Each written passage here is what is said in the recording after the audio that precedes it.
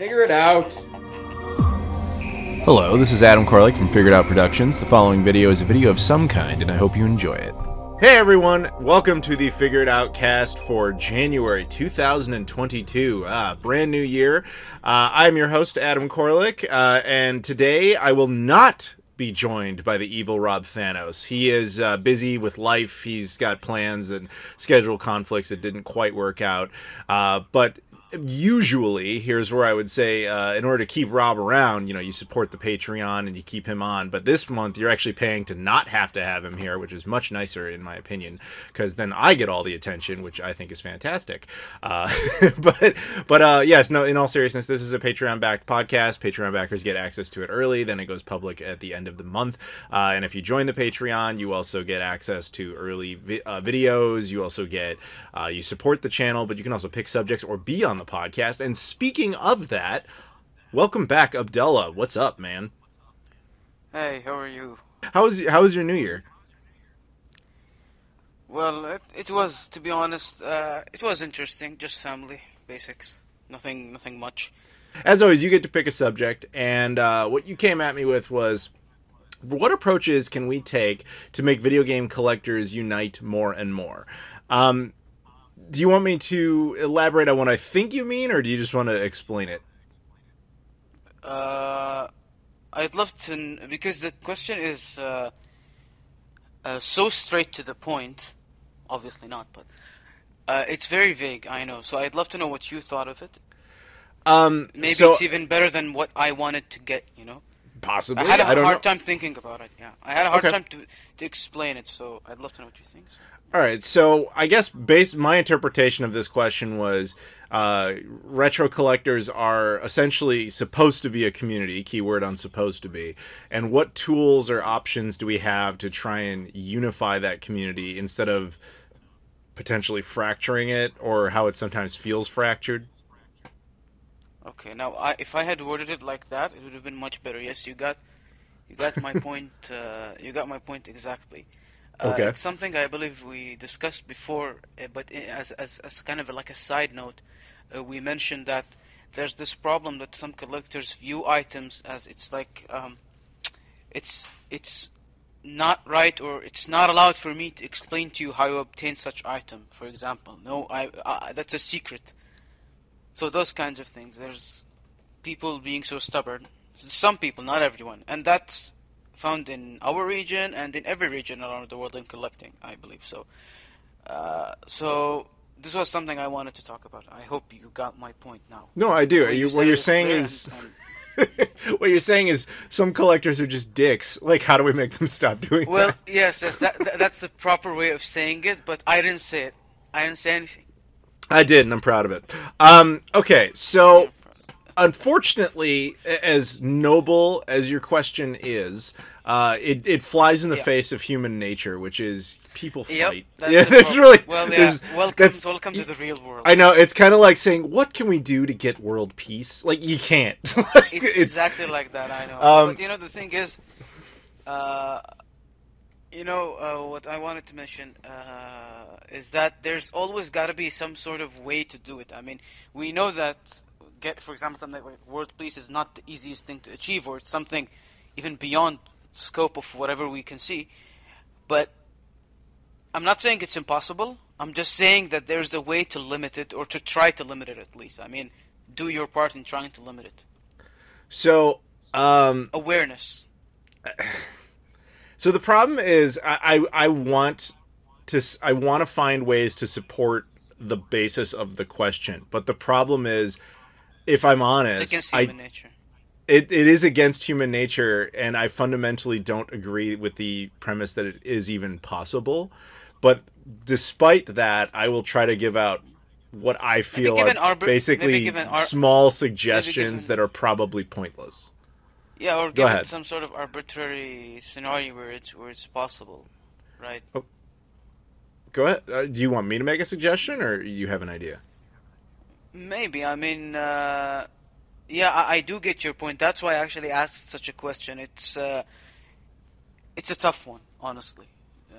That's not lie. I mean, it's a tough one, or even an impossible one, because you can't change every single person to think in the right way, because what's right, quote unquote, is subjective.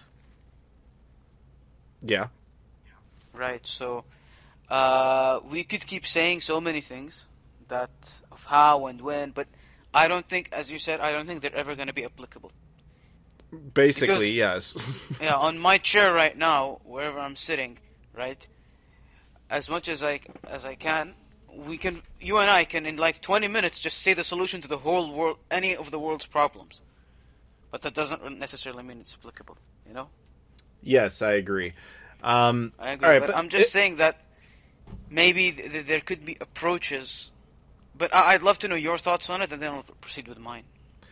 okay, so if you'd asked me this question in a different era, I might have said that one of the potential solutions was more information, meaning something like social media where anybody can look up what a game costs or, what is this game? We can all get more information.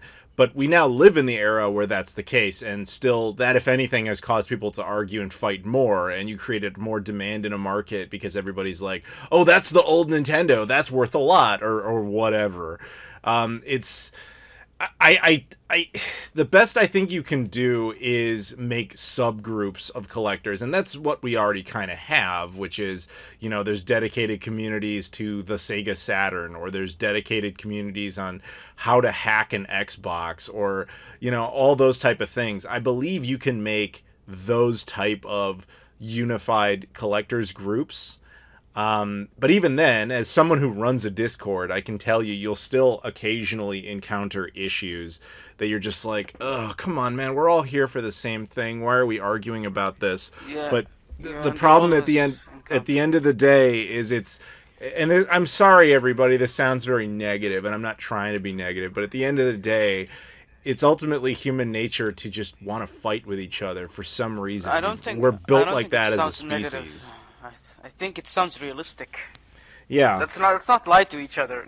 Everyone who's listening, let's not lie to each other. In general, you said it, it's true, it's human nature. You'll always find that one guy who's gonna say, no, I'm not telling this, or he's gonna be on the other side. There's no 100%. Yeah. But I doubt you could poll the human race about 100% about anything, even basics like, are you a person or not? There's going to be someone out there that argues that, no, they're a cat, or something like that. Like, there's always a naysayer in a poll. It's just how it is, unfortunately. Exactly. That's one thing about human nature. But your approach is interesting, creating subgroups. And even my approach, the one I was gonna say, it's pretty similar. It's pretty similar in terms of basically preserving the knowledge. Any knowledge you have, just get it out there. Like any person who has specific knowledge or interest, he or she can just get it out there at any point of time. Get the knowledge out there and try to spread it as much as possible. But then you come to the point where, how do we know this knowledge is valid or not? The validity of that knowledge. Like, maybe spreading false information. Some people might do that. You never know. There might be someone who might spread false information about something for their benefit. Yeah. That's true. Yeah. And that, motivations again, is another thing. There is... end up to the human nature. Yeah. So in the end, I was just going to say, in the end, we come back to the point that human nature, and that there is, in the end, people sometimes want, some people, I'm not saying everyone, some people would like it as much as they are nice. In the end, they might want a little advantage, because being selfish is sometimes part of human nature. This became an ethics thing more than a gaming thing, but let's go on. Well, yes, and I'm glad you said that, because I agree, but also I was going to make the point that when it comes to human beings and our nature, if you want us all to agree on something, there's really only two driving forces that have that effect with a, strong percentage. The first is some form of greed, which, again, I don't mean to be negative, everybody, but if somehow every collector could be agreed to, or could somehow profit by all unifying on something, like if we all, like, let's just fantasy scenario, somehow, Jeff Bezos came down and said, hey, everybody, if you all agree to be nice to each other, then every single one of you will get like free Amazon Prime memberships or something. Then I think gaming groups would get along a little bit nicer just because you would personally profit from it. That's true, but that's ridiculous. It's an absolutely absurd ridiculous. scenario. But even if that happens, I'm assuring you there will be those people who are gonna say that, oh, there's a conspiracy in this. Oh, there's definitely, yeah. I'm not. That's why I said large percentage. I'm not saying all, but profit is easier than anything. Is the easier of the two forms. It's basically you can use the option of personal gain and greed, if you will, to motivate people. It's why we create an economy as a concept. I mean, there is no reason for humans to have money other than the fact that we created money as a way to keep ourselves functionally social. Like the reason society exists is because we want, paper rectangles that we make ourselves. It's humans are weird, but it's what we apparently need to drive ourselves forward. The other option that you can look into, the other thing that has worked historically for human beings is the concept of a mutual enemy. Nothing really brings people together more than that. Now, hilariously, there might actually be one in this case. Let's argue for 1 second that there is complete validity to all of that WADA stuff. How like all those things out there we've heard about it and like how it's, rigged and blah, all that stuff. Okay. Let's pretend for a second that is indisputable, 100%. Every single bit of that is true, which for the record, we don't actually know. People heard a video and believed it based on one guy's argument. If like they went to, let's just say that actually was presented before a judge and a judge ruled like, yeah, no, this is true. They did do all this. Let's pretend that's the universe we live in where it is actually known verifiably they are in fact gaming the system to rip the market off, which affects us as gaming collectors directly. Let's say that's the situation. That's the one thing where I feel like if somehow every collectors group came together to be like, we may not like each other, but this is our enemy. We have to take this down, whatever that means, peacefully, of course. That's the only. Yes, that by itself reminds me of lots of video games. When you play the good side and then the bad side, and then they all converge together to fight one enemy. I believe that there's mainly two reasons people like to collect. It's because they enjoy it or they preserve the history. And in both cases, there's no reasoning for you to be selfish. If you enjoy it, then why not other people enjoy? What's the problem? And if it's preserving the history, then it's an ultimate goal for both parties. Maybe this is what we should have been talking about the entire time, because over there, the way you're making it come off is like collecting, was motivated you because you felt unique or special or whatever. But here, collecting is so common that it's created entire communities around it. Mutual interest is another positive thing that gets everybody together. The problem is, again, human nature. Even when you have that many people all together who all agree on something they all like together, they're going to squabble with each other about various things. It's just what happens. But yeah, I think that's possibly the most optimistic way we can go out with this subject. Yeah, I guess that's the way to do it. But probably, the more you, the more you try and speak about something, the more you try to get the information out there, that's the best you can do at the moment. I'm guessing that's the best we can do until now. So yeah, I mean this is also potentially a regional thing because, like you said, it's more of it's kind of different over there because it's still, while it's getting more popular, it is still a relatively new concept. While over here, it's been a thing longer, so maybe we've just had more time to gel with it. Does that make any sense? Yeah, it does. That's actually what I'm trying to say, is that you wouldn't really, we couldn't really understand, maybe get on the same line, or I don't know, get the exact same picture, because in your region, the collecting has become much more common, but in here it's still at a relatively earlier stage, right? Yeah. So, I mean, the fact I'll that have it's to getting trust you more on that, but yeah. popular, yeah, it's a relatively earlier stage. We have collectors here that are good, but the problem is they remain hidden. And I'm not saying it's wrong to be hidden. I'm a hidden collector, as in a private collector. That's not the problem. The problem is you're refusing to give knowledge.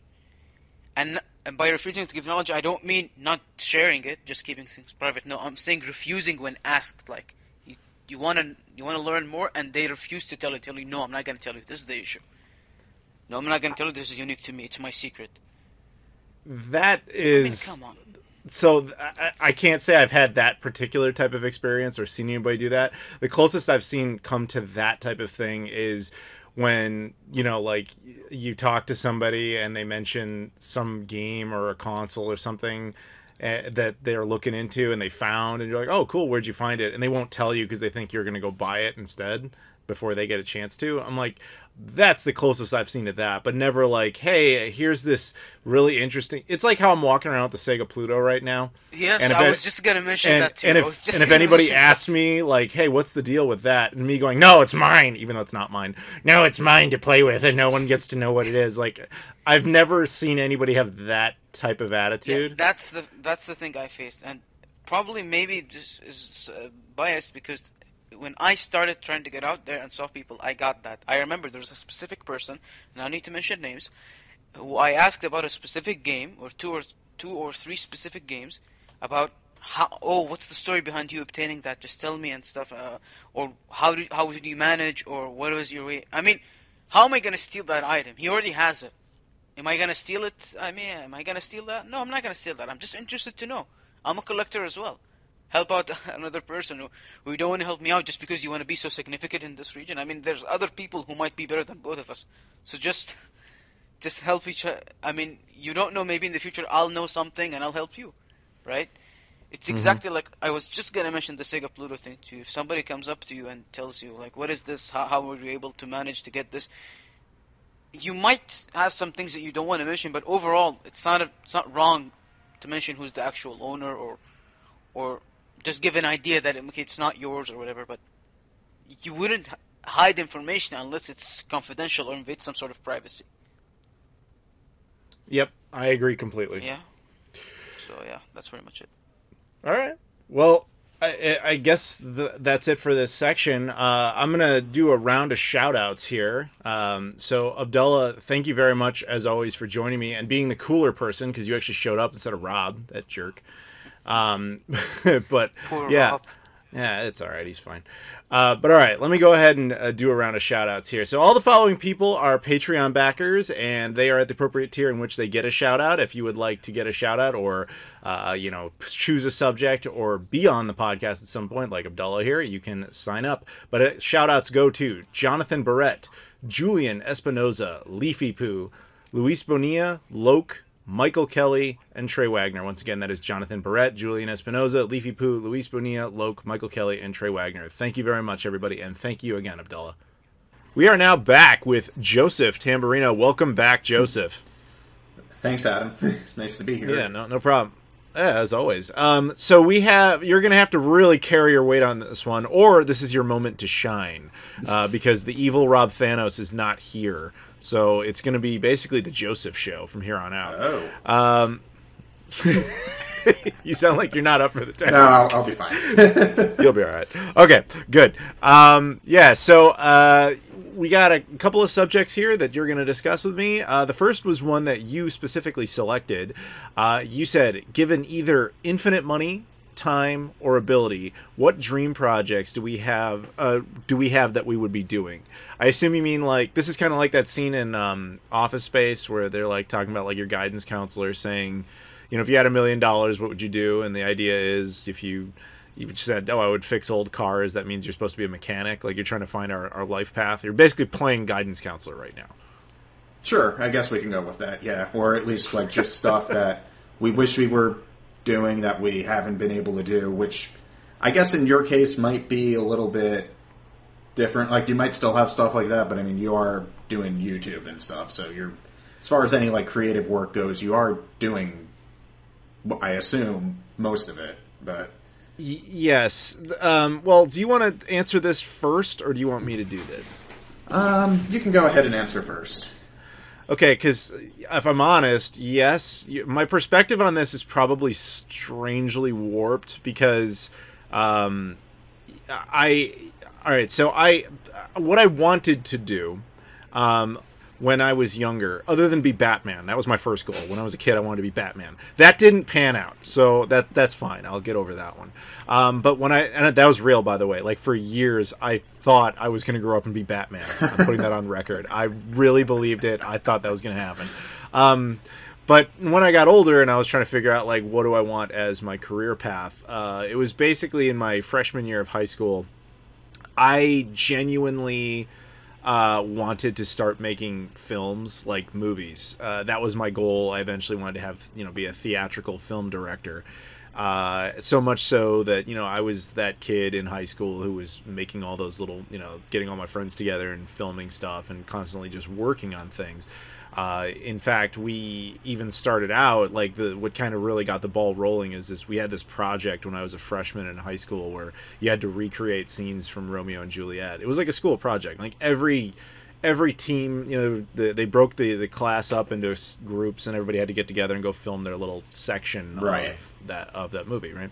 And most students, they would come back and they'd shown their little movie, and their movie was usually them, like, sitting around a table just reading their lines because nobody had any interest in filming anything or directing anything. But myself, as well as the guys I was with, we were like, no, we have the whole scene. We have the scene in Romeo and Juliet where Tybalt has killed Mercutio, and now Romeo has to chase him down, and then he ends up killing Tybalt. Like, that was the scene. And so we're like, okay, we have an action scene, we can do something with that. So we basically got a whole bunch of props, and we filmed a whole bunch of stuff. I'm not gonna say I went so far as to storyboard it, but I kind of loosely did around the house I grew up in. Figured all the sequences out, and then we had various special effects in it, because one of the kids in the group was like, that was what he wanted to do. He wanted to be a special effects editor all the way back in freshman year of high school. So we went so far as to, like, use the green screen at the school. Like, we really put effort in. And there's a part where, where Tybalt and Mercutio meet up, and one of them's just like, all right, I've had enough of this. And he, like, morphs into a Power Ranger. And we did the full animation of him, like, turning into a Power Ranger. We had suits, we had weapons, we had everything. Like, we had stop motion animation at the beginning of it. Like, we really went all out, like, just to make this crazy thing.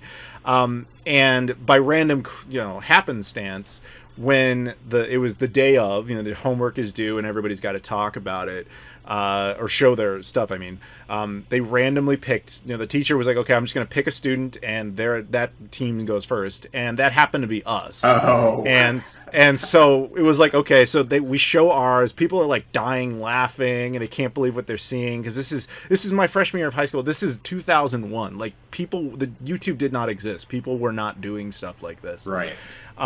And I will never forget that as soon as it was over, we got applause, but then there was also this kind of, like, stunned silence, because all the kids knew their movies were not going to compete with what they just saw.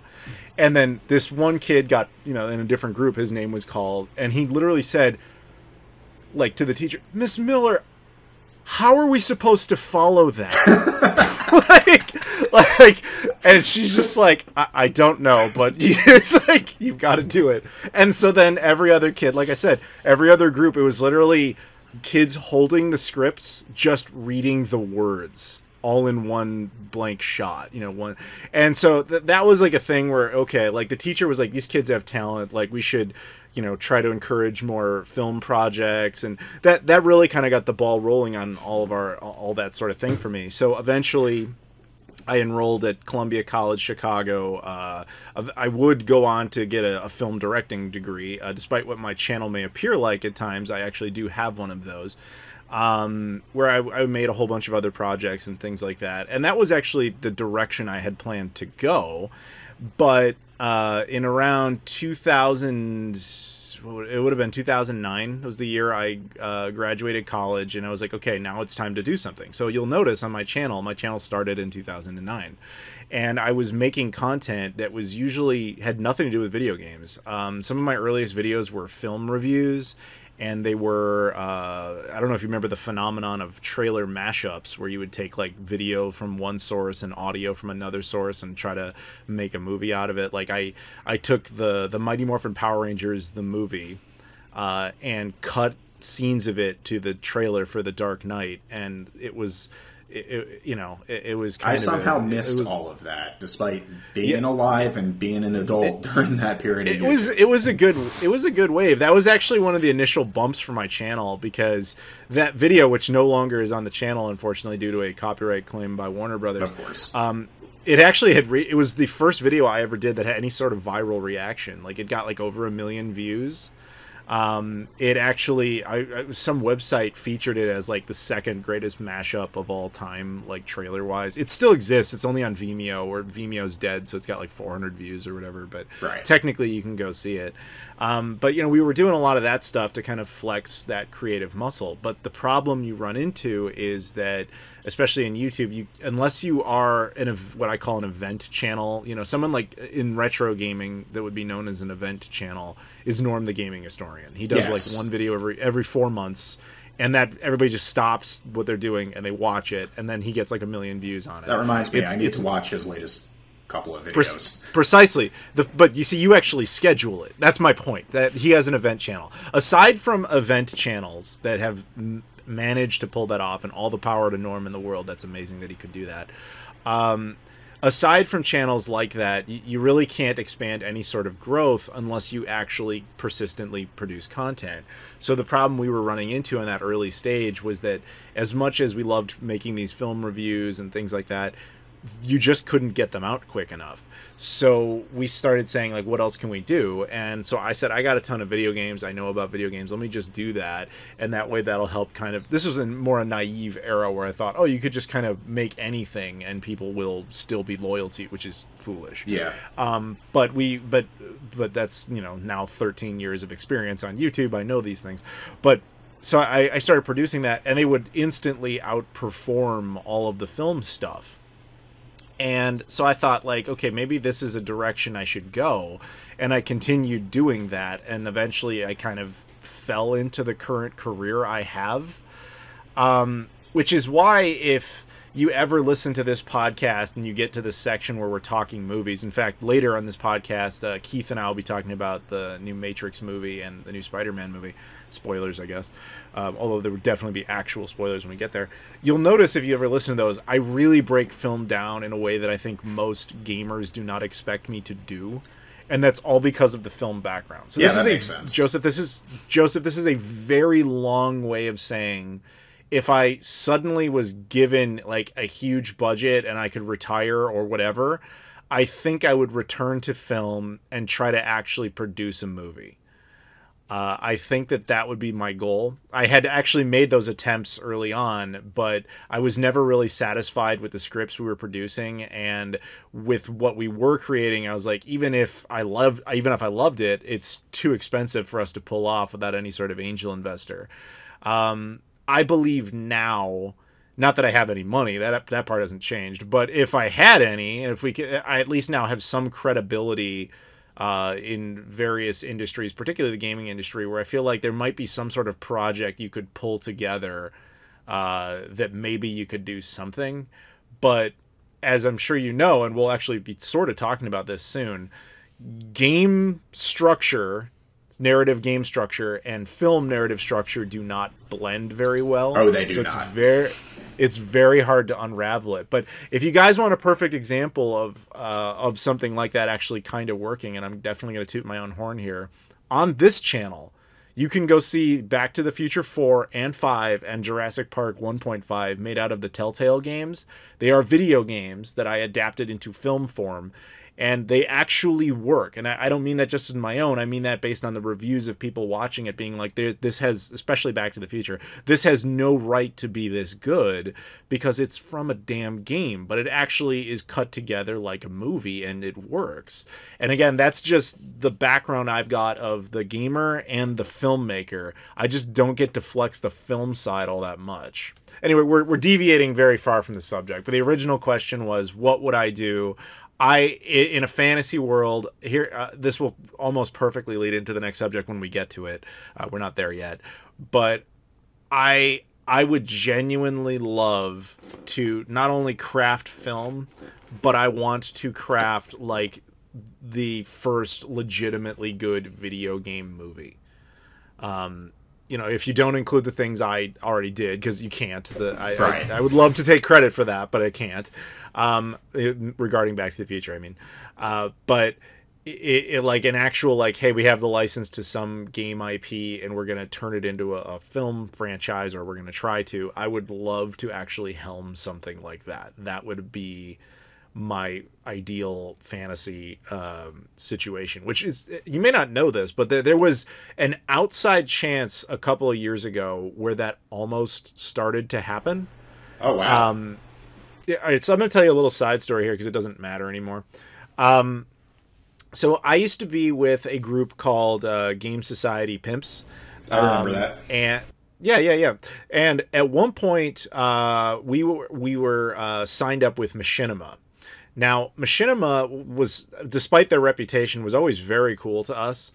And then at one point, they got bought out by Warner Brothers. And then when Warner Brothers got them, they wanted them to clean house a bit. And they ended up releasing like 99% of their talent. We were in that 1% that remained. So much so that they flew us out to Los Angeles at one point, and they brought us over to their new studio that Warner Brothers had put them in, which was actually next to the Warner Brothers lot, which also included for us, like, at that point, we had free access to wander around the Warner Brothers lot. Like, you can actually look this up. Like, I got photos of me walking all around because I could do whatever I wanted. Yeah, I got to do that a couple of times, actually. And so the idea was, they were like, look, Warner Brothers just got us. They basically forced us to release most of our talent, and now they're budgeting us because at the same time, Warner Brothers had just bought out Midway. And so they were trying to mesh all their brands together. They believed they could do something with video game content, their video game IPs, in film form. That was somebody's idea high up at Warner Brothers. And we were actually on the short list of potential talent to create a project under that banner. And the only reason this never really happened is just because Warner Brothers Warner Brothers in general ran that the same way they kind of run the DCEU, where they just don't really have a great plan, and they get a new head of this, and then he changes everything, and there's a new head of that, and it changes everything there. That's pretty much what happened in that situation. Was a lot of just, all right, write up some pitches and we'll get back to you. All right, we sent it to you. Oh, that person doesn't work here anymore. That project's dead. Try this. You know what I mean? Like, it would just, it was a revolving door. And then all of a sudden we got the news that Warner Brothers was purging Machinima out of existence. And it was like, oh, well then. And then it even had a second wind attempt, because we were like, okay, we're now moving over to a group called Full Screen. A lot of Machinima talent was moving over there, blah, blah, blah, blah, blah. And then all of a sudden Warner Brothers bought Full Screen. And it was the same idea. They were like, we're going to try this, but we're going to try it again. Oh, God. And then, 6 months later, they're like, we're getting rid of Full Screen too. And it was like, okay, so this is just never going to happen, is basically what you're saying. The closest, I think the only project they ever really got off the ground under that was, do you remember there was that Mortal Kombat Legacy show made for, that was like pretty much the only one. And because that was exactly what they wanted. They wanted Mortal Kombat as a video game. It's also a franchise Warner Brothers completely owns now. And it was made under the Machinima brand, and it did well. That was the thing they wanted. They wanted stuff like that. Right. And, we were like, we're totally on board, and we want to do this and that. And it just, like I said, revolving door, things change too quickly. And it is what it is. But it was that was that window where that could have been possible. Or maybe it still will someday. Who really knows? But, Yeah. I at least had my foot in the door and on the lot. Let's put it that way. Dang. I almost wish I could live in the universe where that actually happened. I know, wouldn't that have been cool? Yeah. The Shenmue movie coming soon. But we've talked enough about like what I would do. What would you do? All right, so I actually have two answers for this. One is a bit more pie-in-the-sky dream project than the other. But honestly, while I'm still in the position where I am, where I have to, actually do my job, and also like my job, so I'm not going to leave it for something else. I kind of can't really do either of them, unless if I just want to, eventually die from overwork. But the first one, I would probably try to make a video game, specifically basically well, I don't want to say this exactly like that because it wouldn't necessarily be this much like it, but basically try to create the indie version of the Persona games, and basically the way, I'm not sure how familiar you are with the Persona series. You're not even a little. I know it exists. Okay. So basically from Persona 3 onwards, the games, basically the basic gist is the games are a storyline that happens over the course of an entire year. There's freaky supernatural stuff happening, but your main character basically forms relationships with the other characters in the game. Those relationships feed into his power, so you can get stronger personas and stuff like that. And so basically, there's a lot of whole somewhat power of friendship stuff in there, actual character relationships, and the whole school life sim part of the game that goes on while all the other stuff's happening. Basically, for my idea for the indie version of that, mostly it would be because I would never have a big enough team to actually make it at the same scale as a AAA production. But also, even if I did have that, it would limit my options. Basically, my general idea is to take something similar like that, the actual details on whatever supernatural stuff is going on, and how the actual RPG battles go would be completely different. You wouldn't be summoning Persona or stuff like that. But the general idea is I would have wanted to set up something where your character would have the same relationship thing going on with the other characters in the game. Those other characters would also have their own relationships with each other, and all of those would feed into making everyone stronger as the game's plot went on. And obviously, video games just take so much time that being able to do anything like that on your own, is even at the indie level, is pretty much not necessarily possible, especially on that scale. There were sometimes you get stuff like Stardew Valley, but that took the guy about a decade to do, I think. And that kind of I was kind of going to go into game programming and stuff when I was in college, and a couple of friends of mine started trying to do games together, but that whole thing fell apart because we all had different other stuff happening in life. Some of us had jobs, and then we weren't able to actually get anything together to make anything, let alone something as complicated as that. So that's basically why that would be one of them that I would do if I just had infinite money, didn't need to do my job anymore, and could just work on that for however long it would take me and whoever else I managed to convince to do it, to actually do it. So you basically would make games, is what you're saying? Yes, but that game specifically, I could, in theory... Well, yeah, no, I got that, but I'm just... Yeah. No, I got that. I'm just saying, this is the short version. I would make movies, you would make games. Yeah. And I think that's very respectable. Maybe here's what we do. You make a game that is a super juggernaut success, and then you hire me to make the movie version. Well, if I have a super juggernaut success, I'll have the money to do that. So see, now you're seeing the plan. It's coming together. Yeah. I like it. Anything else on this subject? No, I think that pretty much covers my actual big dream project that I would want to do. Well, but do you have a name for it? I do not. I mean, like I said, I mean, I had like basic general like mechanics ideas and like a couple of characters thought up. I never actually got as far as planning it to actually come up with like the actual plot. I realized very quickly that I was never going to actually be able to do this.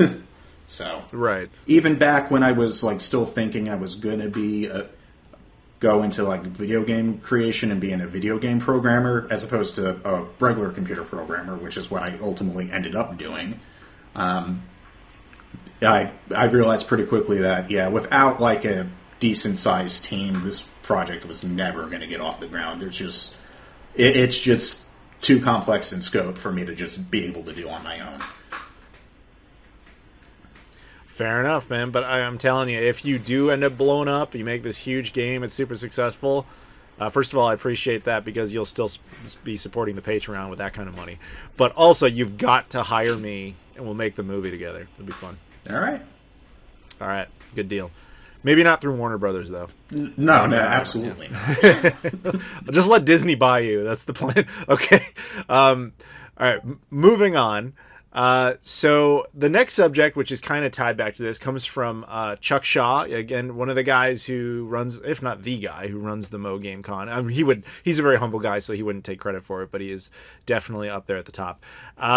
So Chuck Shaw is a backer, and this was the subject he chose, which is kind of amusing given what we were just talking about. He said, movies based on video games are notoriously bad. But what do you think about video games based on movies? What are the best or worst ones that you've played? And this answer also includes pinball, which kind of really changes it because he specifically mentioned the Addams Family like pinball machine. And I was like, I would never have thought of that because pinball is not really my universe. Same here. So I think I have to say the most obvious example, especially because it's kind of been relevant lately, which is GoldenEye. For the N64 was kind of, was a big deal.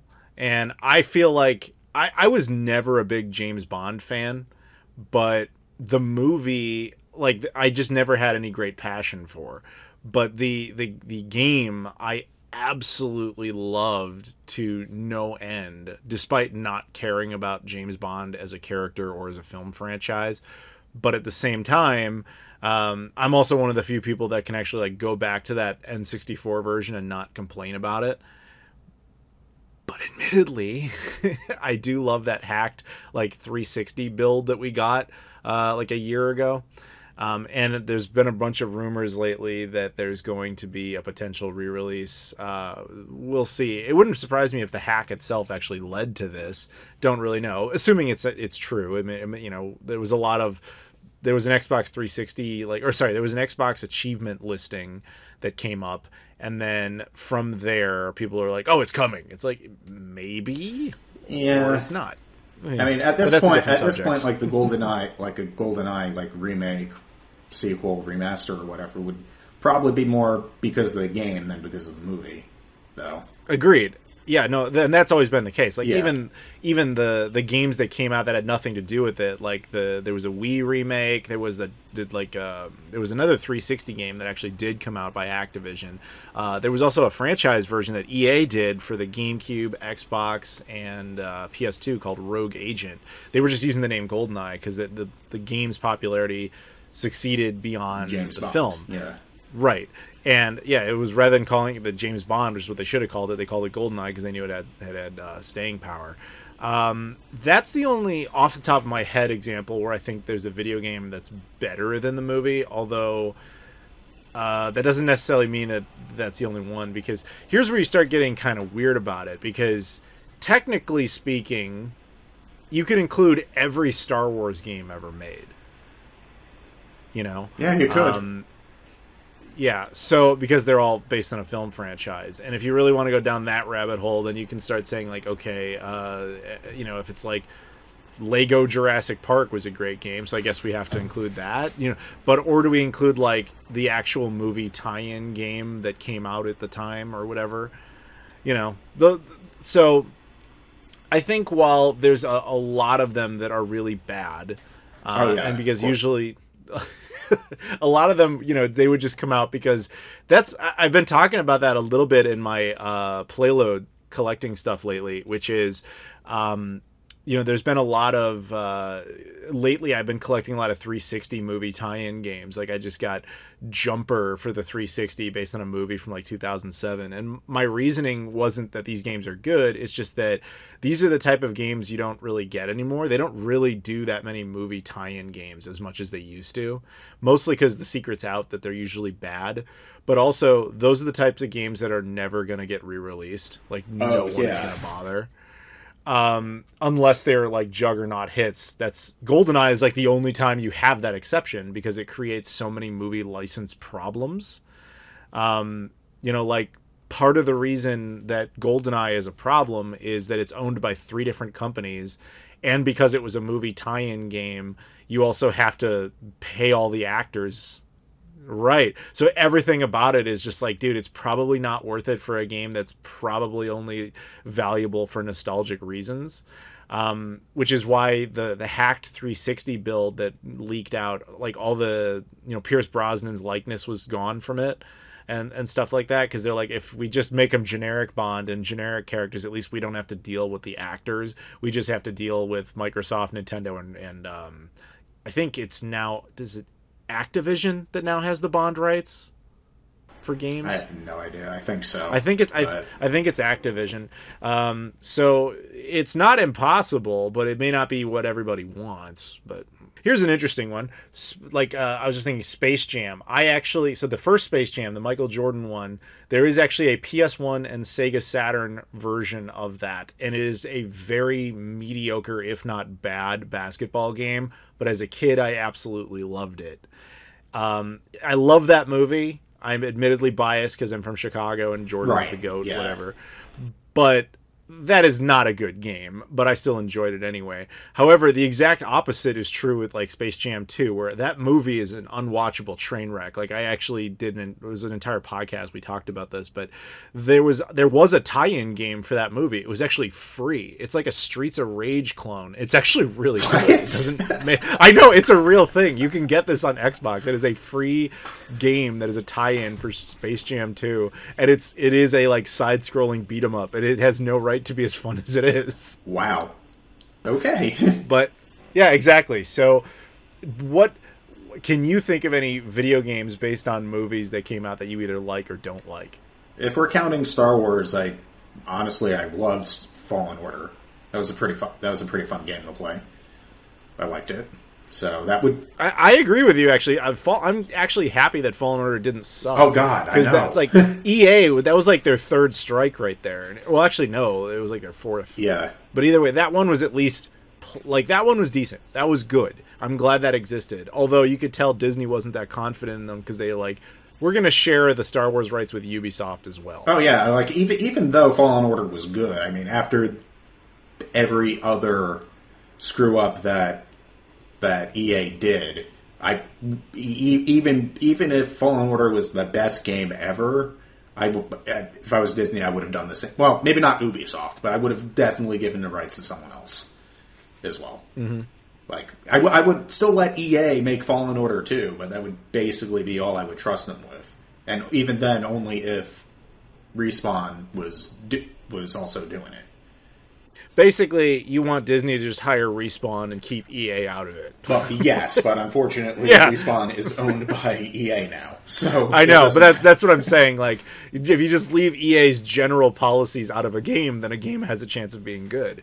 And I think they actually seem to recognize that with Fallen Order, because I think that's really the only reason that game was decent, because everybody was like, dude, you took Star Wars Battlefront, like the single most valuable, best potential Star Wars franchise game ever, and you decided, okay, you know what we're going to do? We're going to take it online only, and it's going to be all like, you have to pay for loot boxes and stuff. It's like you destroyed what made the games valuable in the first place, and just did everything they possibly could wrong. So I'm glad that they reversed that with Fallen Order by, you know, making a single player offline game that had a story that actually went somewhere and was interesting, and the gameplay itself was good, and you weren't like, oh cool, to proceed to the next level I have to buy the DLC or whatever. Yeah. As EA, because I'm fairly certain that was a very blunt conversation that someone at Disney had with someone at EA saying like, this is it. Like, you lose the contract after this. And it's interesting that Ubisoft still ended up being able to make a game, because it kind of tells me that Disney said they expected Fallen Order to fail. To the point where they were like, all right, Ubisoft, just go ahead and start. Yeah.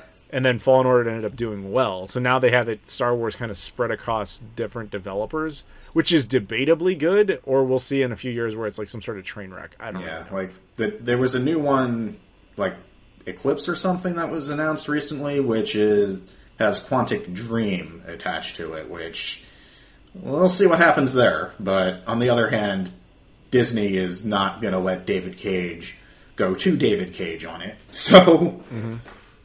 So, who knows? Yeah. We shall see. Now, as far as worst movie tie-in game I've played, I haven't played it in years, but probably would have to be like the Batman Forever Sega Genesis game. Really? That's your worst? I remember that game. I remember the movie being infinitely worse than the game. I mean, just by sheer logic of how many... Like, it's either that or Enter the Matrix, and I haven't played any of them since they were relevant. I just know that by definition on the movie tie-in games I've played, those would just by default have to be the worst. I'm not actually sure if they were bad for their time or not.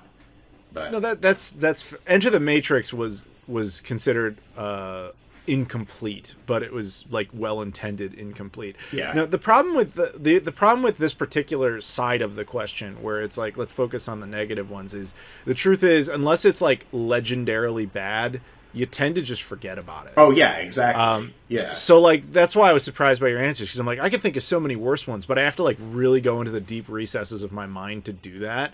And when I do that, I come up with answers like Back to the Future on NES. You know, a lot of, particularly NES games, a lot of like LJN movie tie-in garbage. Right. Stuff like that. But, you know, that's one of those things where it's like, that is technically a movie game, but does anybody care anymore? Type of thing. I don't know. I can't think of any like Battlefield Earth equivalent type of games where you're just like, oh my god, like I cannot believe that the movie turned into this game. Yeah, where people still talk about it. I've managed to luck out and not play a movie tie-in game that was so bad that I obviously remember it. I just know that I've played Batman Forever on Genesis and Enter the Matrix on GameCube. So it's like, sure. And but, I mean, it would probably be Batman Forever over Enter the Matrix. I do remember liking Enter the Matrix when I played it, so... But that was, like, way back when the second Matrix movie came out, so... Yeah, they released it between 2 and 3. It was... I mean, this is probably a subject I'm going to have with Keith soon, but I will say this now since we're actually talking about it. One of the interesting things about that game, I gave it credit for being ambitious because, you know, they went out and filmed a whole bunch of stuff specifically for that game that actually is like, here's what was happening during Matrix 2 and 3 that you didn't see. But I think one of the weirdest choices they made with that game was that they didn't make it... It's not like completely supplemental, like where you can still... totally get the movies without that material. There's stuff in that game that's like, oh, if you didn't play the game, this will not make sense in the movie. I think off the top of my head, it's so like, if you remember the third movie, they had to recast the Oracle because the actress had died between production. Right. And if I could be misremembering this because it has been like almost depressingly 20 years since this. But I kind of remember because the game obviously was a game and it was animated, there was actually a sequence in the game that explains like how she went from looking like one person to looking like the other. And within the movie, they're just like, how did this happen? And she won't explain it. because you were supposed to have played the game. Right. That's vaguely what I remember, and yeah. I don't know. That is kind of weird. I mean, I could definitely understand like a company like trying to do stuff like that now, but back then seemed to be a little bit too early for that like multimedia thing. I give them credit for that because they did that before social media. You know what I mean? Yeah. So it was like they just said, "No, we expect you to play all this," which. I mean, this is, again, Keith and I will probably be talking extensively about The Matrix, but it is kind of an interesting thing to say, like, you can be that ballsy and say, like, yes, we are actually saying our entire multi-million-dollar franchise is going to hinge on the fact that you got a GameCube and played Enter the Matrix. I think it was on PS2 and Xbox as well. I don't think they put it... I know. I was just throwing that out there because that's the console you named.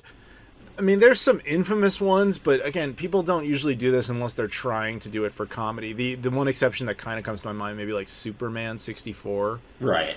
But that's based on a TV show, not based on a movie exactly, and a famous character. But typically, the only reason that people remember Superman 64 is that it was kind of stunning to see a game that buggy back then. Yeah. Like that level that got a wide release, but was also a hyped, anticipated game as opposed to some sort of like under the radar type of thing.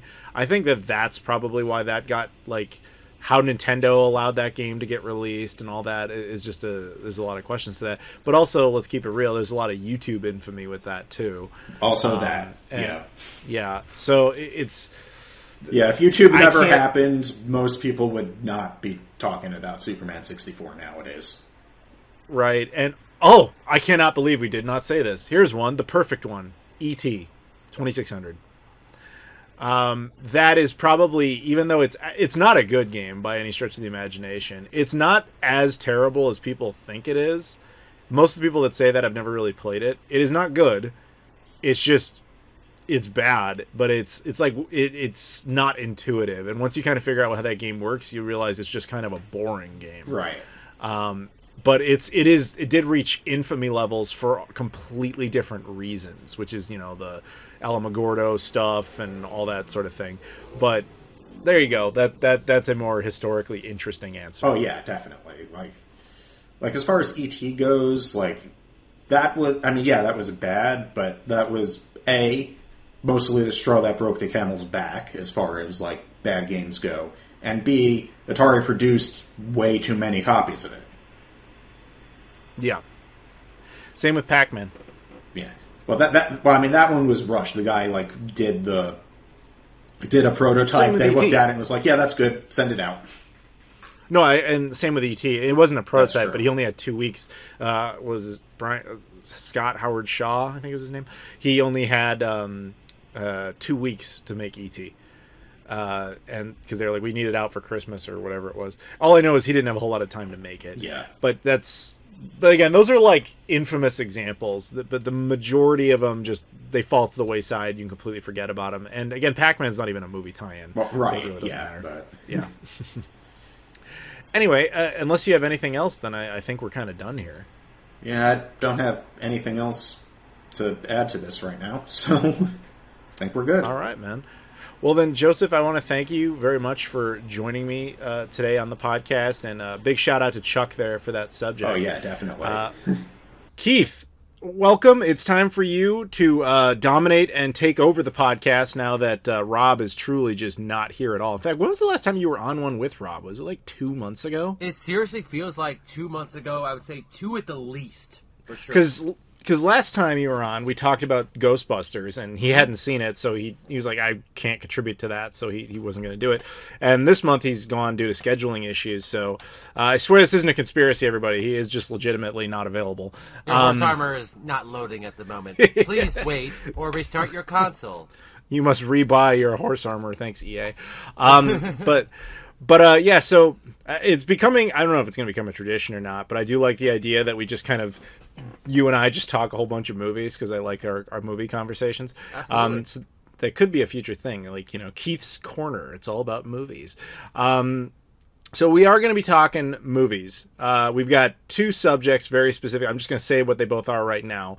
Keith's will be the new Matrix movie. And we will be giving a shout out here to a Joshua Finzi because he wanted us to talk about Spider-Man No Way Home.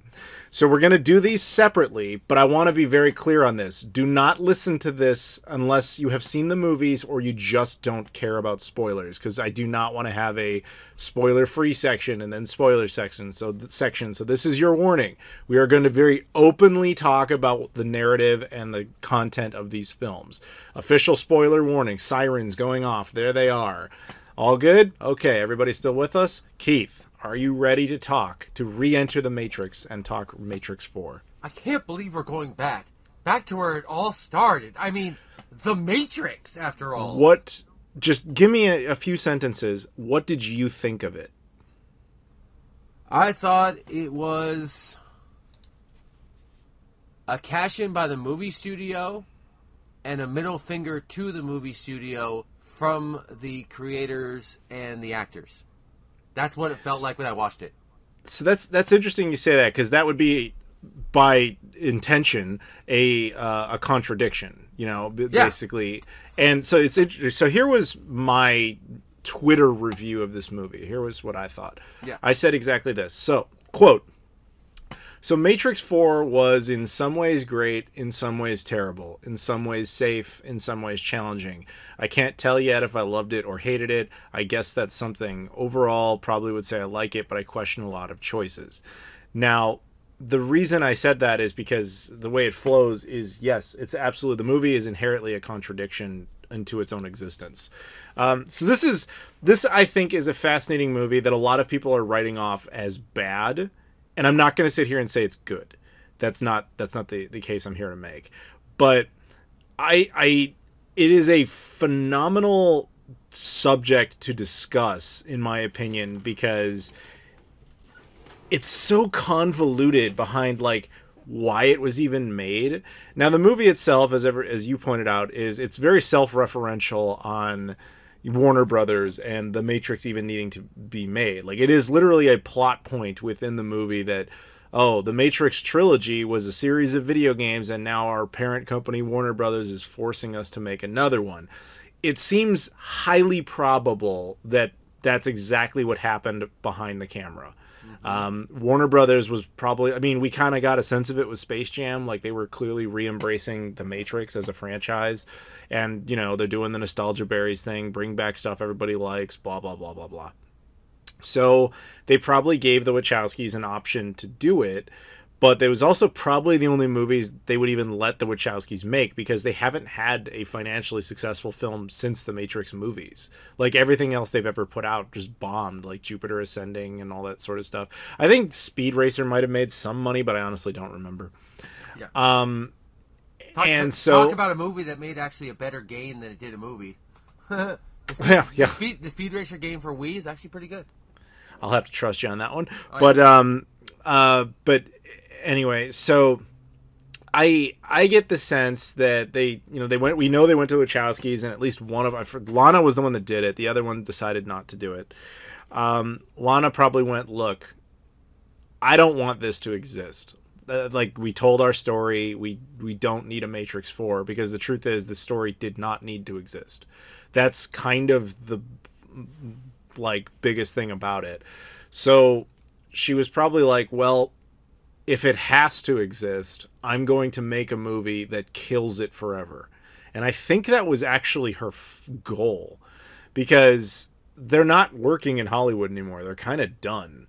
And I think that they didn't like the idea that Warner Brothers would have taken The Matrix and just kept going with it endlessly.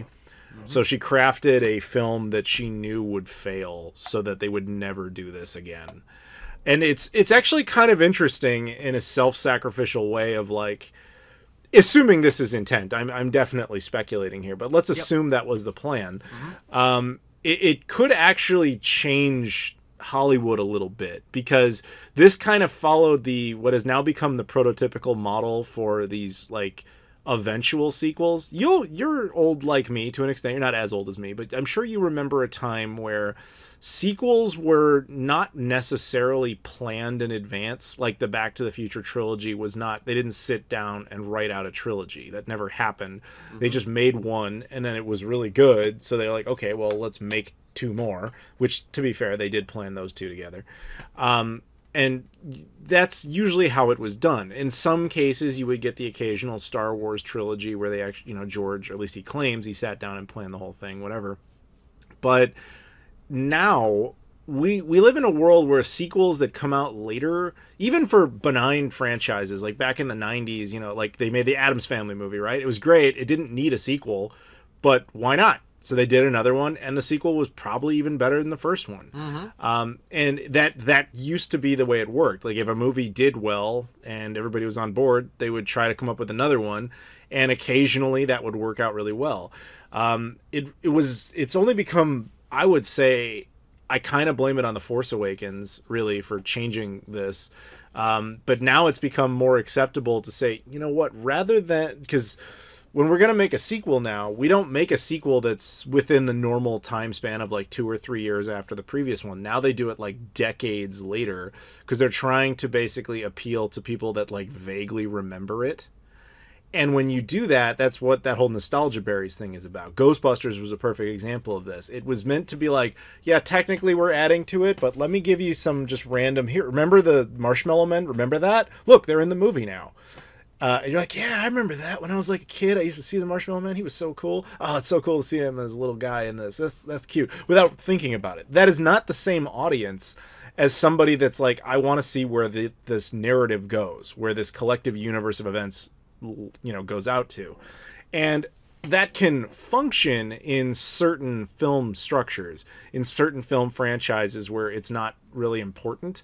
But in something like Star Wars, where people take the canon really seriously, that's really not good. And that's what we saw happen and play out with the Disney trilogy.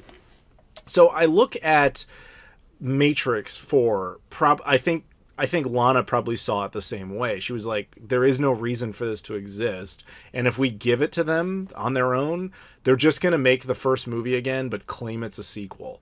So she was like, why don't I just do it and do it so intentionally incompetently, that this franchise dies and this never has to happen again. And that's kind of why I found that movie interesting and it's in quote unquote challenging, because it challenged that narrative. I know I'm just going to keep talking here, so if you have any other ideas, say them. But actually, I got a lot I want to talk about. I must say that the scene in particular that in the movie, actually, when they're discussing the game, like you said earlier, when they're discussing the planning of this game, and she pretty much writes into it the so-called, what I say, middle finger to the movie, and pretty much lets you know that they're kind of doing this, giving you the hints.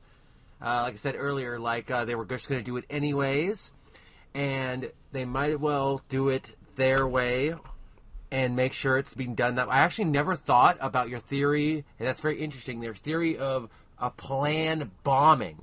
I didn't think of it as a planned bombing. I think of it more. I thought of it for some reason more of a. Okay, guys, relax, Matrix fans. This is not going to be what you think it is. Sit back and just chill, okay? Because actually, that's what I did. As soon as that scene happened, I was like, oh, you know what? I'm just going to sit back and relax a little bit, actually. Fuck it. I don't need to pay attention to every detail. I don't need to really go crazy on every single second of this movie. You know what? I'm just going to freaking watch it and enjoy it and see what happens. And you know what? That actually kind of helped a little bit. And for some reason, I thought that might have been the director's idea there with that. So basically, you're approaching it the same way I mentioned before. You watched it the same way you watched Ghostbusters, which was, oh yeah, no, I remember that. Yeah, that's, all right. I'm going to turn my brain off and just have some nostalgia berries. Yes. And because as an audience, mainly it was after that scene. I felt like I had to be told that. Mm-hmm. And they told me that. I feel like I got told that, and then I did. That's all I got to say. Yeah. See, now, my film school background doesn't allow me to accept that, but the problem is audience... No, you're fine. Audience dictated, man. I'm aware. I got the money, man. And that's what I was about to say. The audience chooses this. They keep rewarding this. And like I said, if Lana wanted this concept to die, this was essentially her sacrificing herself like Neo did at the end of the third movie to just kill this franchise to ensure this type of thing stops.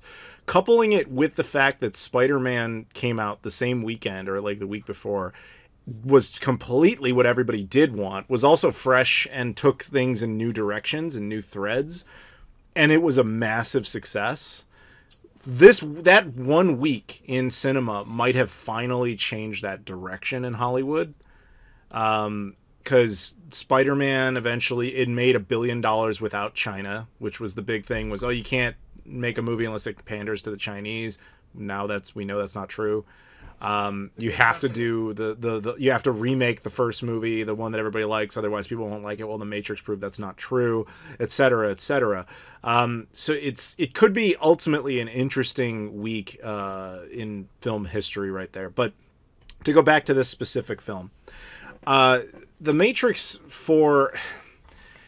the thing with The Matrix is it means a lot to a lot of people. I don't know if you remember when it came out, but I mean, I was a kid, but I remember that a lot of kids and a lot of people saw it as this is like this supernatural, like mind-blowing type of movie, where others just saw it as a movie of people fighting. Oh, yeah. I was age 14. And you were 14 when The Matrix came out. Yes, I was. In 1999, I was about 14 years old or so. And are we the same age then? Roughly, yeah. Actually, I'm 35. How old are you? 36. Oh, okay. I thought you were younger than me. I got a December birthday. It's kind of crazy. Me too. Right on. Yes, us December folk are weird. I lost my train of thought. No, you're good. Sorry, I didn't mean to derail you. But continue. You were 14. You watched The Matrix. Yeah, I was 14 when I watched The Matrix. It seemed like everybody around me wasn't talking. All my friends and whatnot weren't really talking about the action. They said, "Oh, it's got really good action, but you gotta pay attention." And they kept people my age we kept talking about it. It was a mind fuck for me. It was my first like mind fuck movie. To me, it was like what Inception was to other people. You know, a movie you had to get, a movie you had to understand. You had to watch it multiple times to understand. And that was just the first movie. Me and all my friends, that's all we talked about was that type of thing. And the action kind of just like drew others in and kind of was just like something fun to turn your brain off during. But during the talking, you were paying attention. That's all I remember. So that's what I'm saying. The Matrix basically was interpreted to a lot of different people. Because if you really break down that film from a simple narrative standpoint, the whole thing about it being inside of a matrix and all that sort of stuff, while it has themes and it has messaging and all that, it's really just kind of a way to justify having like crazy martial arts in a movie. You got to go back in time to 99 and remember where the world was. There's two Crouching Tiger, Hidden Dragon. Thank you. Exactly. Oh, yeah. We were in the era of martial arts movies were mostly like Asian stuff. You really didn't see that much over here with like the crazy flying and all that sort of stuff. The Matrix, I'm guessing the Wachowskis thought we want to do that, but I don't think a Western audience will accept people just flying around and doing that unless there's a reason. We were a bit behind on that one.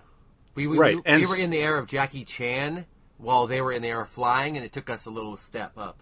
Right. So exactly. The other factor is the timing of when it came out was, it was the late 90s. Like computers were very much a thing. The internet was a thing, but still it was a strange point where I would argue most people in 1999 had at best a vague understanding of how to connect to the internet or what computers could even really do.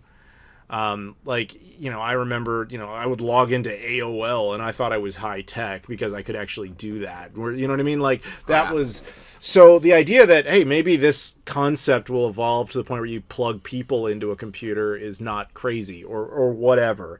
And so some people got attached to that messaging. Some people got attached to the fighting. Some people even got attached to like the super deep lore about the idea is, the whole thing is an allegory for the concept of working in an office. You know, Yep. you sit there and you feed the beast that enslaves you, which is basically like literally the concept of, you know, Neo's in an office and he hates his job and he hates everything about it, but he has to do it, and he feels like he's a slave there, and he is like a slave to the system, which straight up Morpheus says as such, and he's feeding it while it's killing him and enslaving him. And, you know, people take it all sorts of different ways. And you can't, you know, at the end of that film, well, a lot of people like to believe, you know, the Wachowskis had some great plan, and here's this, that, and the other. I think they planted a couple of seeds without being totally sure what they were going to do, if they were going to do anything. But it gets to that end of that film, and Neo just flies away, and, you know, you kind of sit there and go, okay, so basically he can, like, do anything now. I want to see that happen, which I kind of get the feeling the Wachowskis just wanted that to be left to your imagination. But literally, I think what people wanted to see is, you know, Neo going in and killing all the machines and going all Superman on them, and the reason I think that is when they did eventually make the sequels, that was a line that straight up exists in the movie, where I think one of the operator dudes refers to, he says he's doing his Superman thing. I was just about to quote that. Yes, sir. It's like, so where is he? Yeah, he's doing his Superman thing. So when they made those two sequels, I think that they just didn't entirely grasp what people did and didn't like about the Matrix. I think they decided that what people liked the most was the philosophy stuff. And while I'm sure they understood that people liked the action scenes, I feel like they didn't understand why people liked the action scenes. I think that people liked the action scenes in the Matrix because they felt attached to the characters, and they felt kind of mind blown by the whole concept of the Matrix, you know, to justify that stuff. But in the second one, they were like, well, Neo's like a super god now, so he can fight like a million Agent Smiths, and it's kind of whatever. Or the third one where they have like that giant, you know, battle with the mech armor and all that stuff. Basically, what I'm saying is, I think that in the sequels, they expanded heavily on Matrix lore, and they expanded more on that world building and the philosophy things, especially with the scenes with the architect, where, you know, he's saying like, you know, concordantly, vis-a-vis, and it's all that stuff. The words, which, by the way, I always loved that scene because I never really had a problem following him. I always thought it was kind of funny that people would make fun of that scene because they couldn't understand it. Yes, that freaked. I used to wonder that. People were like, what's he even saying? And I would look over that going, he's speaking English. Yeah, this is not another language. Yeah. Did you go to school? Anyway. Or did you just watch the Will Ferrell thing and just, like, you think that's what it is? You know? Yeah, like, I get why it's ripe for parody. I'm not naive. But at the same time, I never had a hard time understanding what he was saying. The idea is basically Neo is a controlled glitch. And, you know, it's like the system, the Matrix that exists. By the way, this is important, the reason I'm bringing this up. The Matrix that architect created, you know, in order for it to function, it has to basically tell everybody, like, you're in this thing, but there are a certain percentage of people that just kind of know that they're not really in the right reality. And so he basically cobbled all that together into a single remainder of the equation that runs the Matrix. Eventually, that remainder manifests itself into one particular person, hence hence Neo. And he knew that would happen, so he came up with another system to control that, which is why Neo is the sixth version of that thing. And so he basically just says, look, if you don't do what I say, which is you have to go back to the source and the code you carry gets redistributed into the Matrix until it has to recollect again, whatever, because it's an algorithm, essentially. He's like, if you don't do that, then Zion will be destroyed and the Matrix will be destroyed as well, because he's like, every time this happens, I have a plan. And his plan is admittedly convoluted, which is he has to go down to the human, you know, city and destroy it, blah, blah, blah. And then he forces the one to pick, you know, a bunch of new people and start it over and make them think like this is everything that they know and the history is all starting over, which incidentally is part of why when you watch the first Matrix, they don't do a whole lot of world building or expanding in that film. They're actually intentionally vague about it because it was never that important. Because they're like, oh yeah, we have this city called Zion, you don't get to see it. Well, what's the history? How did the Matrix rise? Like, how did these machines do this? And Morpheus is just like, yeah, we don't really know. Like, because they didn't want to deal with any of that back then. And when they tried to basically pull that curtain back in the sequels, that's kind of what was like, oh, maybe I didn't want to see this because it's a little too weird and too convoluted and too hard to understand. Now, I think that's partially due to the way they executed it. I think they could have done it better. But, people have debated the original Matrix sequels to death. So I'm sorry for setting all that up, but that's basically to make the point that we're now moving into the fourth one, and those are the key things I think you need to understand about those, including the ending of Matrix 3, which was, Neo was different than the other ones. He eventually said, no, I'm not going to choose to do what you want. I'm going to choose to do all this stuff, which, took him up to the planet, like up to Earth's surface. And then he worked with, with the machines briefly to sacrifice himself and ultimately save everybody, or at least that was the message. And I think that it being left vague at the end, because all the architect really says is like, look, we made a deal. It's fine. I'm going to release the people who want out. And that's meant to be vague because it doesn't really solve the problem. All he basically says is like, we won't keep destroying Zion. And we'll let people out of the Matrix who we think actually want out. That's as neutral as it's going to get, because there's really no winning that. But, because you can't answer all those questions. Like, eventually, yes, you have to acknowledge the fact that if that deal is made, it means that humans are intentionally tolerating the fact that the majority of their species is a battery, and they're just okay with it. But the Matrix didn't want to deal with it. The Wachowskis didn't want to deal with it. Now we got to deal with it. Hence, Matrix 4. Yep. So you ready? Oh, Are you ready to? Let's enter the Matrix. Okay, Matrix 4 again shouldn't have been made. She seems painfully aware of that. Mm-hmm. So I want to focus less on the message of the idea that the movie is mostly a parody of the idea that the Matrix should not have been made. Yeah. And focus on what actually narratively, canonically occurred. Ooh. And the truth is, not a whole lot actually does. That's why it was hard to sum up, I guess. Because not much happens, so I'm describing details that don't matter. Yeah, unfortunately, yes. But so, if you keep in everything I just said, here's what canonically advances. The movie takes place 60 years after the events of the third film. Neo supposedly died, and Trinity died, as we saw in the third one. And they're just back again, because the robots were like, hey, let's fix them. Because we can, because then we can make them into bigger batteries. Now, this is interesting because it depends on who you ask, because it depends on what they liked out of the Matrix, which was the original problem. But I actually like the lore, and I like to see behind the curtain and understand where that universe is going. And you get some of that. So the synopsis of that is basically that after 60 years, the machines honored the agreement. They didn't continue to harvest people who didn't want it and all that sort of stuff. They didn't keep going to war. But that led to an eventual power, issue. Like, they didn't have enough power to actually get their society functioning, and they actually went to war with each other. There was a machine civil war, which incidentally would have been really interesting to see, I think. Mm-hmm. But they had that, and ultimately there was so little power that seems like they actually shut down the Matrix that we knew. The architect, the old man architect, his Matrix went down. And Neil Patrick Harris's character actually came up with an interesting solution. I guess by accident, he realized that when Neo was near Trinity, like batteries, they were like a supercharged battery. So he built an entirely new Matrix around that concept of don't put them together because they get too much power, but keep them close enough, and that'll keep it kind of running, and then they can put other people in there and blah blah blah blah blah, and they have a Matrix. They are technically still honoring the peace deal. They don't apparently invade Zion. They don't invade this new city called Io, though they're not really clear on that because the city of Io claims it hides itself behind this big screen projection. I'm like, if you have a peace deal, why are you hiding yourself? But whatever. That's again not great at the story building stuff. I always actually thought it had to do with their break off from Zion, actually.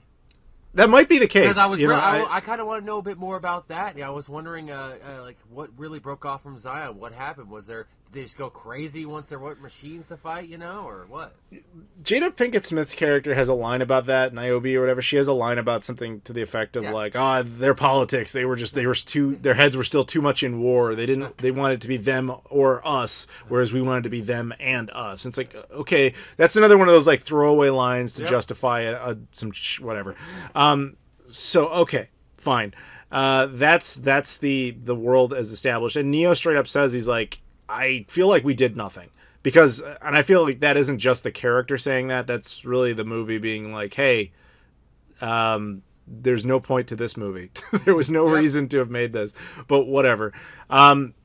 So eventually, if we go, long story short, they just go and eventually they get Trinity out of the Matrix, and the two of them become the one, which I want to dive into a couple other little bits there. One, the character you were referring to, the guy who's running the Warner Brothers, or the guy who runs the Matrix game or whatever, is apparently the Smith program, Hugo Weaving's Smith program.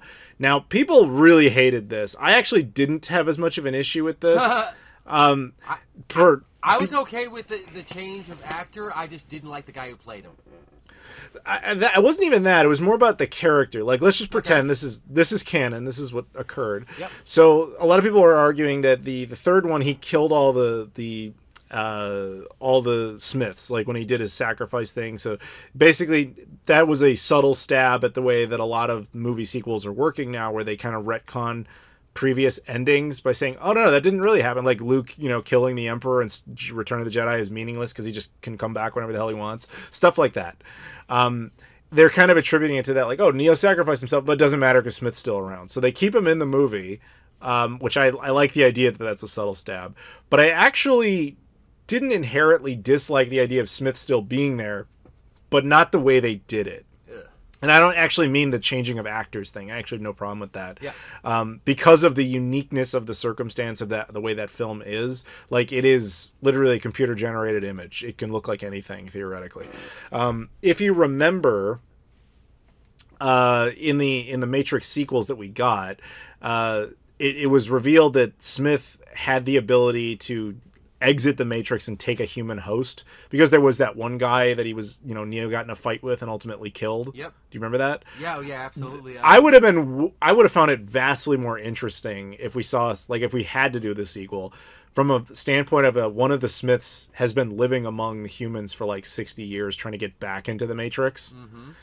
And that would have led to some additional conflict or drama or something.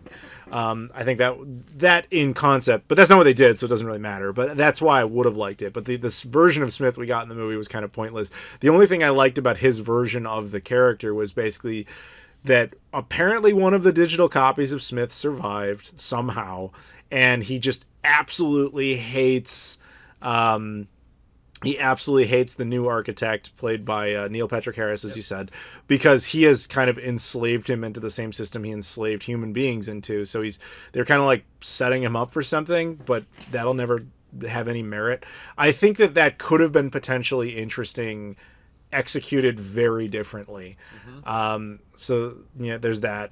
I kind of liked how they kind of dealt with the postscript of some of the other weirdo characters. So the Matrix sequels didn't do a great job of explaining this. They literally say it and it's still not even clear. But basically, remember when, I think it's Matrix Reloaded? Yep. The Oracle straight up tells Neo, like, look, there are some weird programs out there, things that aren't supposed to be there, like, anybody's a ghost or whatever, like, that's not supposed to be in the Matrix, but some programs stick around, and that's how you get things like the Merovingian, the French dude, and he had Monica Bellucci. That's how you get the two twins and everything as well. Yeah, which, again, they're not clear in the movie about that, which is its own fault. Yep. But I like the idea of seeing what happened to some of those characters, like, after Neo's peace deal, because once he did that, it was like, okay, cool.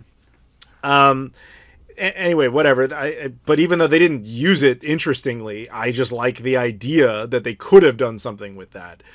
Moving on, let's just jump all the way to the big dumb ending. Okay, I have to get Trinity out. Maybe she'll choose not to go. Oh, okay, obviously she's going to choose to go. Why are we even pretending that that's not going to happen? So then they have that whole scene, whatever. And then Neo kind of gets some of his, like, the oneness back. and then Trinity gets the one abilities, which is inherently a contradiction because you can't have two the ones. Yeah. But maybe that's, again, part of the movie trying to be like, this shouldn't exist. It also, and I do not like to say what I'm about to say because it's going to cause controversy, but it might also be part of just a simple political angle of like, well, we have to have a woman there too, blah, blah, blah. I do not want to go down that. I was wondering if that was their way of giving us a female one. I don't know. I don't want to go down that route. That doesn't, because that's a different discussion. But anyway, that is ultimately what happens. And at the end, the true end, they both have the one abilities. Now, my initial reaction to that was exactly what I just said to you. Like, is this politically motivated? Does this have any narrative purpose? Is this anything? Like, why do I think I actually just said to the screen, "Oh, fuck you," like out loud to the screen when that happened.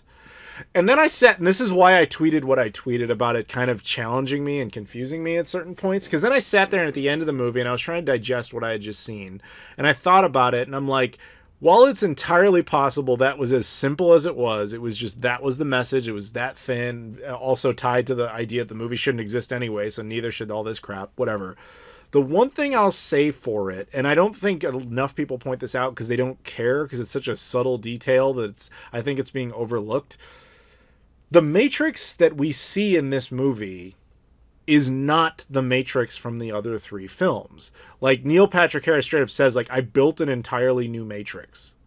So, if he built a new Matrix, that doesn't make it, quote-unquote, backwards compatible with the programming of the previous one. So, when I hear that, I think, okay, so the architect, as we talked about extensively, when he programmed the previous Matrix, it had this algorithm, but that algorithm had a slight little remainder of imperfection in it, and eventually that is what amasses to create Neo. Well, this is a completely new system. That glitch doesn't necessarily exist, depending on how it was written. And therefore, there is no reason that Neo himself would have any sort of abilities in it. So therefore, it's entirely possible that Trinity would, if the same type of glitch exists but carries itself a different way. Or, as he straight up points out, he built that Matrix around the concept of the fact that those two can connect to each other. Yep. Now, why they can connect to each other has never been explained, nor, to be fair, to the previous movies. Remember, Neo at one point is like, hey, he just shuts down a Sentinel when he's not plugged into the Matrix in the second film, I think it was, towards the end. Yep. And then he talks to the Oracle about that in the third one, and she's just kind of like, sometimes the code you have sends itself back to the Matrix main city or whatever, which I always thought was a stupid excuse. Yeah. I actually prefer the fan theory that the quote-unquote real world is just another Matrix, that it's a Matrix within a Matrix. Because that would actually make a little more sense.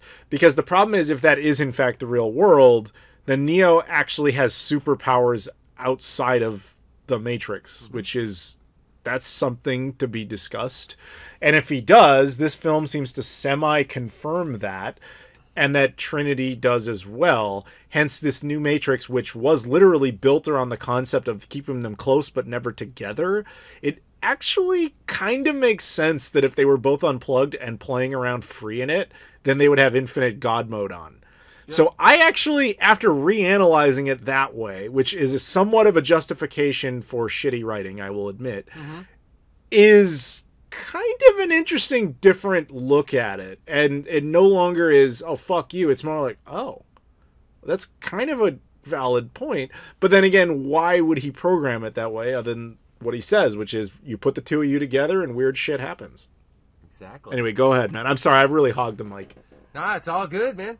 One thing definitely to be brought up is The Matrix.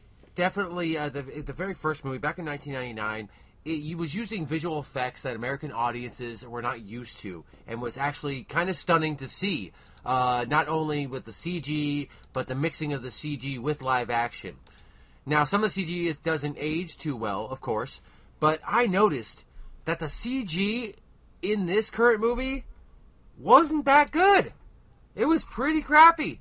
When that girl was jumping from building to building, she kind of looked like a video game character. I felt like I was playing a video game for a second there rather than watching a live-action movie. And the thing about the original Matrix was in standard definition in the theaters back in the day. It looked real. The CG looked, to me, more real. And that definitely took me out of some pieces here and there. And one thing that I didn't get from this Matrix was they made no, and another reason why this isn't really a Matrix, there was no innovating technologically wise on the looks, the action, or anything like that. Think back to Matrix, the second one. That's Resurrection? No, sorry. Resurrections is the fourth one. Revolution's the third one. Third one. Oh, God. Matrix Reloaded. Matrix Reloaded, the action scenes on there were revolutionary for their particular time because of mainly for that freeway scene. A lot of people, most people who actually talk about that movie, that when I talk to them, don't talk about a lot of stuff I want to talk about. They mostly talk about that freeway scene. Oh, yeah, remember the freeway scene? Like, yeah, dude, I remember it, and I've seen it in a lot more action movies after that. But, I was one thing that was left out of this movie was kind of no innovation. I kind of missed that. And again, they weren't going to be putting that into this type of movie. This was a money movie. This was a member berry movie. I mean, we got some good member berries. Another question though, and Adam, you might be able to help me with this one. This main question, I've had this question for a little bit, but I'm not sure how it works. But the older footage from the original Matrix, like that shows Hugo Weaving and Lawrence Fishburne. Do they have to pay those original actors at all for that? No, they own those films. I just wanted to check and see. Because if for some reason the director put those in there to make sure those actors got some money, I just thought it would be funny for some reason. But no, in that case, no. Although it's interesting you bring that up because, okay, look, I was going to kind of avoid talking about the recasting and those type of issues. Yeah. Like the thing about like Morpheus, he's a computer program that was made by Neo who escaped his video game and is in the Matrix. The reason I'm ignoring a lot of that sort of stuff, guys, is that I fervently believe this movie was made intentionally by Lana Wachowski to kill the franchise. So stuff like that was probably very poorly done on purpose. Mm-hmm. Okay. I do not believe she sat there and thought, yep, this is a good way to do this. And actually, Lawrence Fishburne himself commented on the situation because according to him, there was no like contract dispute or anything like that. He was just like, they never even approached me. I would have totally done it. Wow. And Hugo Weaving, I guess, was kind of in the same boat of like, yeah, if they had asked me, I'd have done it. But nobody did. Yeah, and that's why I get the sense of like, this is more crafted. We may look back on this, like everybody's instant reaction is like, wow, that sucked. I didn't think it was great, obviously. No. But I sit there and I kind of look back and I'm like, I kind of feel like we will look back at this film as like, this whole movie was made by its creator to basically defy the same system that enslaves them. I mean, this movie is thematic of its own existence. Mm-hmm.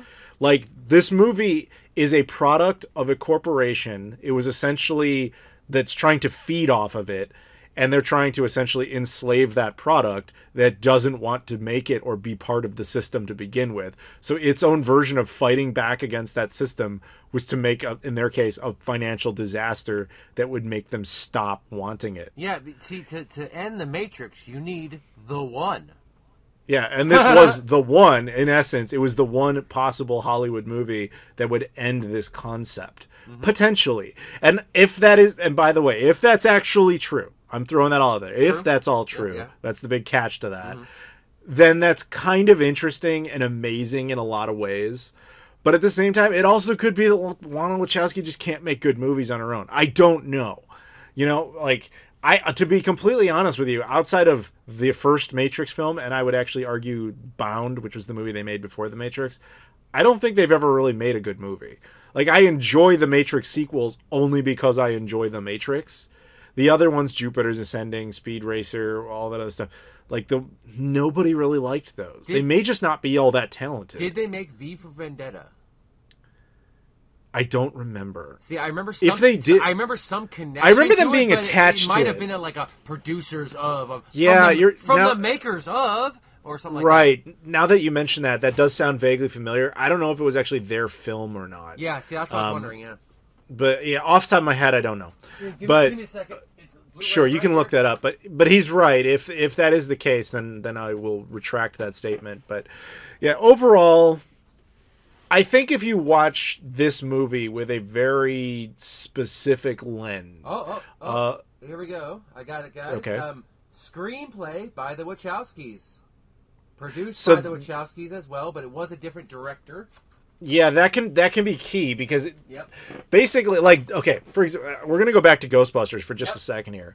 Ghostbusters, the first one, was mostly written by Dan Aykroyd, but basically, was it Harold Ramis actually went to him and was like, "Look, I can use like 35% of this, and I'll filter out the rest."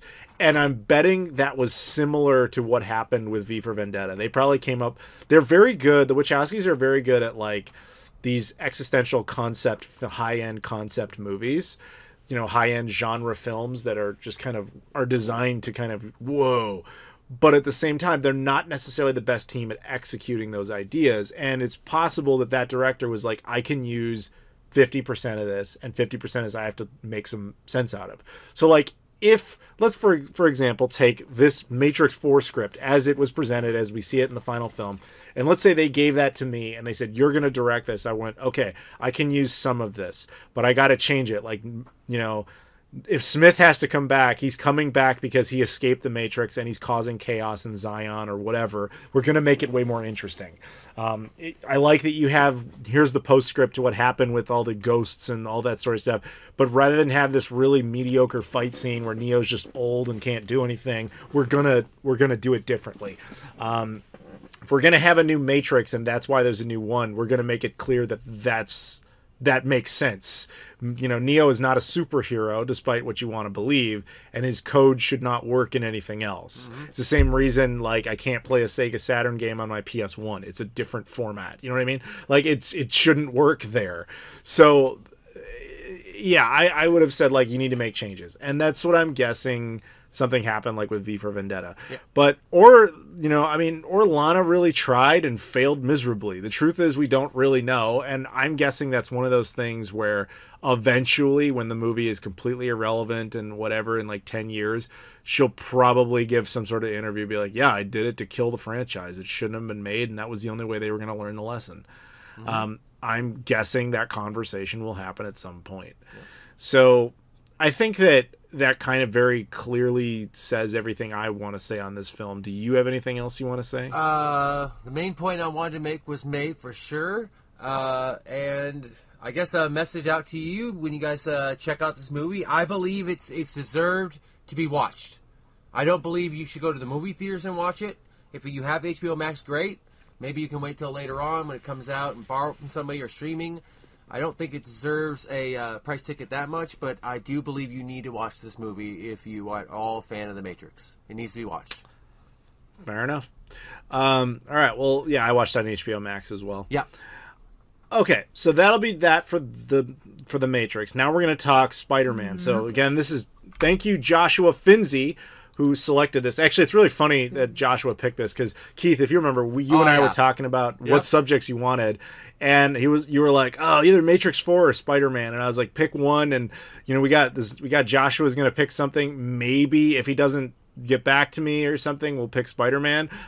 And then you went, all right, let's talk Matrix 4. And like 5 minutes later, Joshua gets back to me. He's like, talk about Spider-Man. I was like, wow. Talk about winning. Talk about like a lottery pick there. That was just crazy. So Joshua, thank you for that. You picked exactly what we wanted to talk about. Yep.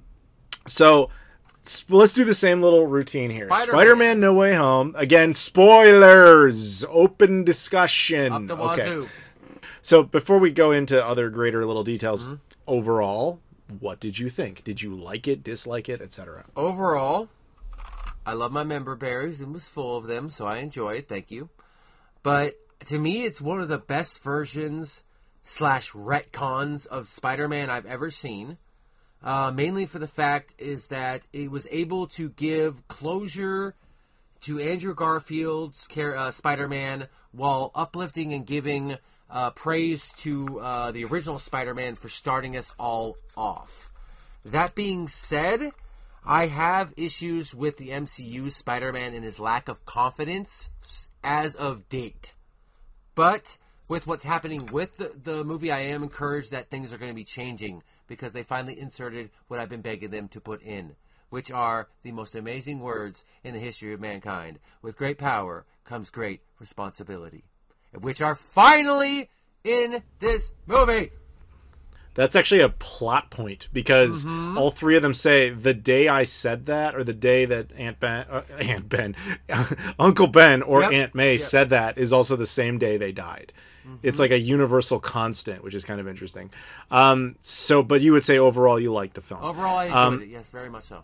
All right, so you've mentioned a couple times, I've mentioned a couple times, member berries as a concept. I fucking hate member berries as a concept. I know you do. For all the reasons I explained earlier. Yep. But that doesn't mean you can't have callbacks. They just have to be narratively competent. They have to achieve something. Pay attention, everybody. Spider-Man No Way Home is exactly how you do that.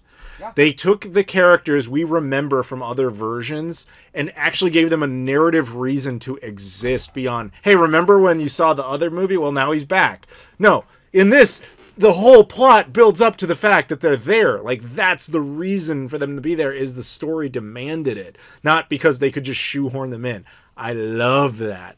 Overall, I would say that this movie was mostly amazing. Nice. But it has, I know it's terrible, but I have definitely, the core issues of this film mostly boil down to sometimes characters being stupid just so something can happen, which is always a bad sign. And that happens really towards the beginning. And in fact, the initial premise of Spider-Man has a problem with everyone knowing who he is, in a normal Spider-Man solo context, like in the Tobey Maguire universe or the Andrew Garfield universe, that would actually be a very reasonable conflict. The problem with the MCU version of Spider-Man is he exists in the MCU where everyone uses their first names for everything. I mean, that's even a line that Spider-Man himself says to Doctor Strange in Infinity War. He's like, "Oh, we're using our made-up names." Or he introduced himself as Peter Parker before he said he was Spider-Man.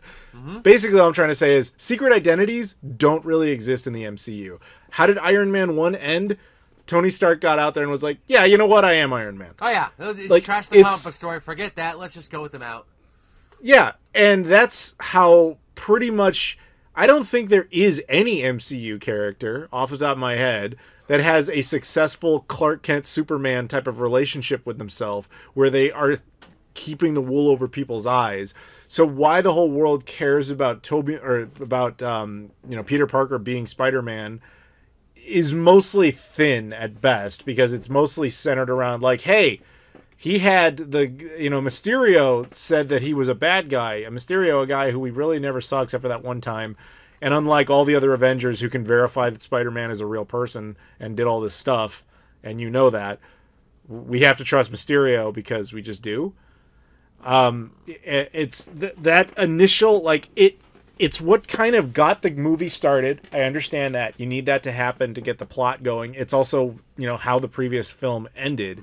But I guess I'm saying the core concept of everybody caring about his secret identity when no one has cared about anyone else's MCU identity, other than maybe that was a brief conflict in in Iron Man 2, but that's about it. Nobody really cared. Or was that Iron Man 3? Whatever it was, when Tony Stark just gives out his address, he's like, I don't care. Aside from that, it has never really mattered. It's also nice that they forget about Civil War. And the fact that all these heroes, including Peter Parker, are actually registered. They did redo the Genovian Accords. They redid them to make them lighter. Sokovia. Sorry about that. You're thinking of the Geneva Convention. Oh my God. No, I actually named the one from Princess Diaries, Genovia. A fake country from freaking Princess Diaries. I thought you were combining Geneva Convention and Sokovia Accords. Never mind, doesn't matter. That's kind of funny. Yeah, but the Sokovian Accords, they did get amended, but they do still exist in that world. And Spider-Man, to even work with Tony Stark in the first place, had to have signed the Accords to work with them when they were doing the Civil War. So yeah, which incidentally, that has not mattered since that movie. It matters in so much in all the other movies because Secret Identity is half the plot in some of the movies. I mean, a lot of the plot Not in the MCU. Not MCU, sorry. In the Raimi-verse or Tobey Maguire movies and also Garfield movies, his secret identity is actually plot points many a times. And that's exactly what I'm for saying. Things to happen. And that's what you were saying earlier, is that, it makes complete sense. That would happen. And you're saying it would not happen in the MCU, and that's the reason why. It just doesn't work there. I mean, Doctor Strange, Tony Stark, Steve Rogers, Natasha Romanoff. They know Clint Barton, and Clint Barton can walk down the street and people don't even know who he is. Like, dude, Bruce Banner is famously the Hulk. Oh, yeah. He gets autographs with people, remember? While he's and eating selfies. Like, yeah, while he's eating, he takes selfies with people. Ant-Man straight up goes, hey, I'm Ant-Man. Dude, like, nobody cares about secret identities in that universe. Yeah. So, unfortunately, that's a big flaw that they just kind of have to not acknowledge, because without that, you don't have that movie. Mm-hmm. So, we have to acknowledge it, because that's what we're talking about. So, okay, fine. That's the first stupid thing that starts. Like, the way it should have ended, like, you could have started with, like, hey, oh, man, and then the plot point is that nobody really cares. Like, because the way the second film ended, it was like, this is going to be a big deal. But the only people who care are, like, his immediate relatives. Maybe he deals with a little paparazzi or something. But it shouldn't have been like, hey, there's legal consequences, which incidentally they drop all the way. I do love that they threw Daredevil in there, but we'll talk about that in a little bit. Oh, yeah. But they eventually dropped that because they're like, we don't want to go in that direction narratively. What I didn't like is how they were like, hey, that's a huge problem for you being a superhero because, it's destroying everybody's lives. Like, I get that's why Spider-Man was trying to fix it, but nobody has ever cared about that. So that's whatever. The second point is his solution to this is to go to Doctor Strange, as you pointed out.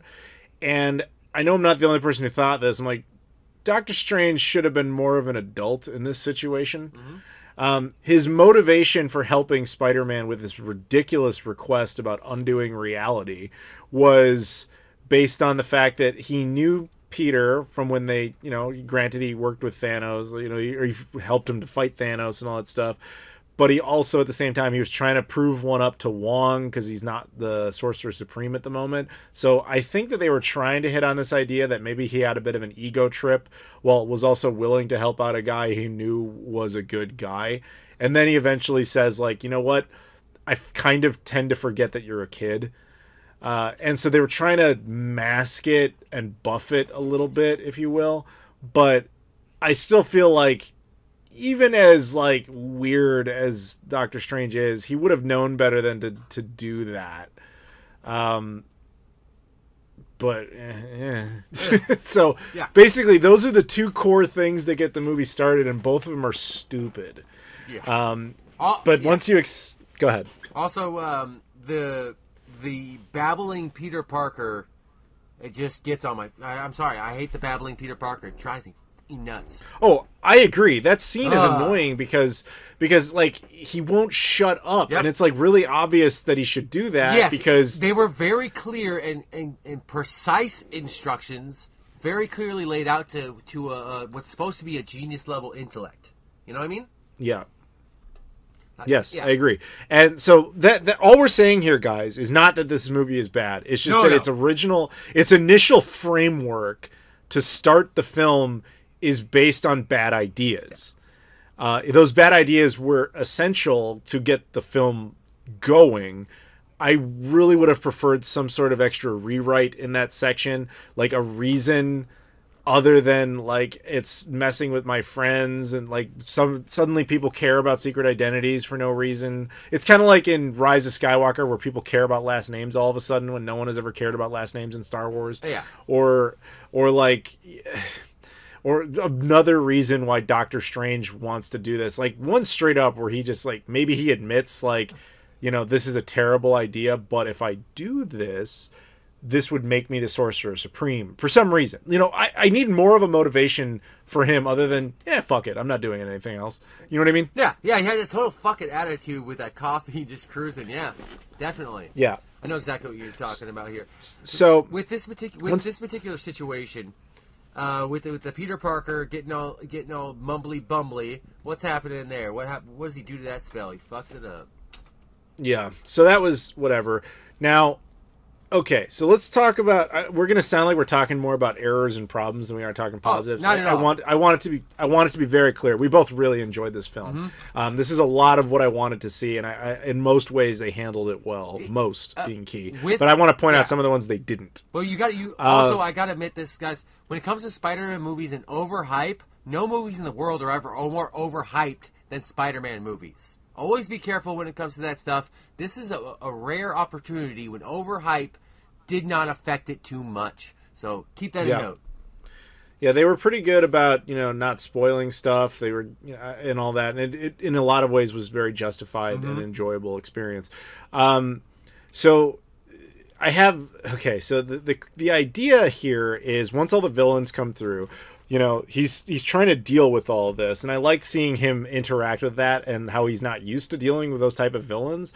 Like, and I'll give Sony a lot of credit. In their trailer for the movie, they made it look like Doc Ock kind of absorbed the Iron Man tech, and now he was gonna, be stronger or whatever. When ironically, it's exactly the opposite. That was how Peter took control of him because his tech was so far superior to what's in Doc Ock's arms. I thought that was a great little reveal. It took me kind of by surprise. Absolutely. I liked that a lot. I liked a lot to do with the Goblin. When Gobby came through, he had his old weird biker suit, and he immediately threw that away because he was like, you know what, this is too ludicrous for the modern cinema. But at the same time, we got to see it. It made sense canonically, but he also wanted to blend into this environment, so getting rid of this ridiculous suit would probably help with that. I like what they did with his character in general, his whole arc of he was consistent. He was, he was good sometimes and evil other times, and ultimately, the resolution of that character and all that stuff was good to me. The same with Doc Ock specifically. Yep, Doc Ock in particular, being one of the most sympathetic, along with Norman Osborn as well, being some of the more sympathetic of Spider-Man's villains, because those are two men who have alter egos that they can't control almost. Doc Ock being the AI that's controlling his arms, and the other personality that developed because of Norman taking that version of the super soldier serum he made. And I really like when they show Norman Osborn, that the fact that Norman Osborn he's a good dude. He's a good man. He's always tried to work towards the betterment of humanity. And the contrast between him, he's not the Goblin. And I love the different Willem Dafoe, just two different characters each time. Well done. So, if we break down all the villains, those are my assessment of those two. But if you look at the other three, I think the Raimi villains, meaning the Tobey Maguire villains, were handled a little better. Although of the three that we got, the one that got shortchanged was definitely Sandman. Just because he didn't really do much. In fact, a lot of his footage, believe it or not, is recycled, deleted footage and alternate takes from Spider-Man 3. Yep. Most of it was not shot originally for this film. But that's fine. They made it work, and I thought it was good. Actually, the best moment I feel that he had was when he first sees Peter or Spider-Man in MCU Spider-Man. He actually helps him, and that actually canonically made sense because the last time we would have seen him, he was he faded away. He didn't die. Peter never killed him. Spider-Man never killed him. He would have actually made perfect sense to not resist and to totally just be an ally throughout the movie. But they kind of drop that, and he has absolutely no reason, but he just decides, I'm going to be bad and kill people and stuff. Yeah, they missed that part, yeah. So their only justification for this was, hey man, your daughter, don't you want to see her? Well, we should kill a bunch of people and then you can go see her, or something stupid like that. It wasn't, it's missing a scene where he has a reason to become evil again. That doesn't exist, and it's troublesome. But whatever, he was barely in it, but they obviously wanted him for the fight scene. I just wish they gave him a reason to suddenly become a bad guy again, because they didn't do that.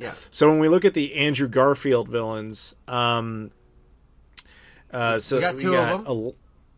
We got between the two, I'd say Electro was handled more interestingly. Electro looks completely different than he does in the previous movie, and that was by design. They didn't want to remind anybody of that movie specifically, while still having to reference it. But they made him look better, and they make a joke out of it. Whatever. I don't buy that their reasoning within the movie, but I'm glad they at least acknowledge, and he's not just different for no reason. But whatever. Okay, fine. He actually made sense why he would be like, you know what? I kind of like being this super powerful electrical entity that can like do whatever I want. So I kind of was okay with his general direction.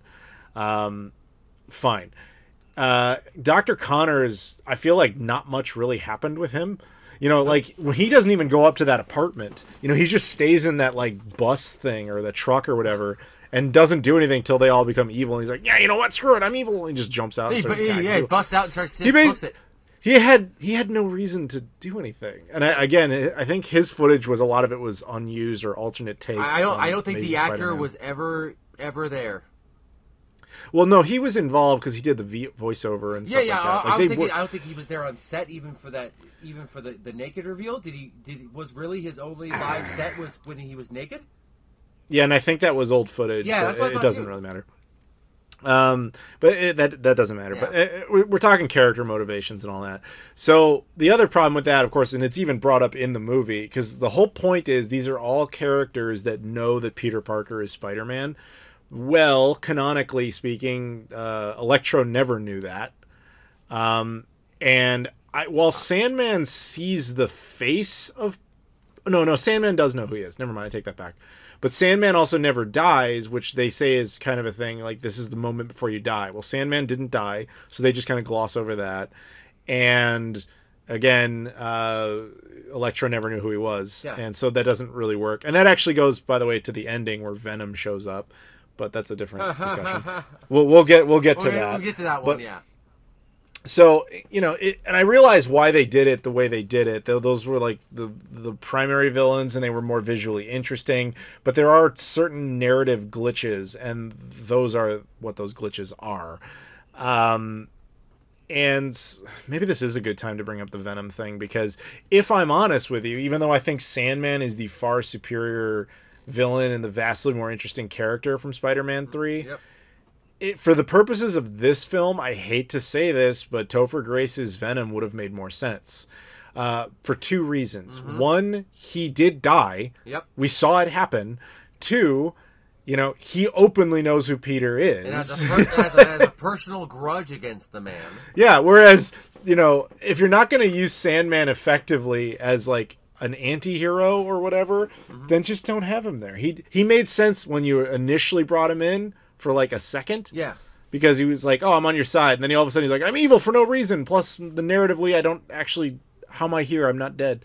But whatever. It doesn't matter. Fine. Even better than that, if for some reason Sony could have held their load, could have held their damn brakes, and held off on Venom for a second, you actually could have done Topher Grace coming in for this movie.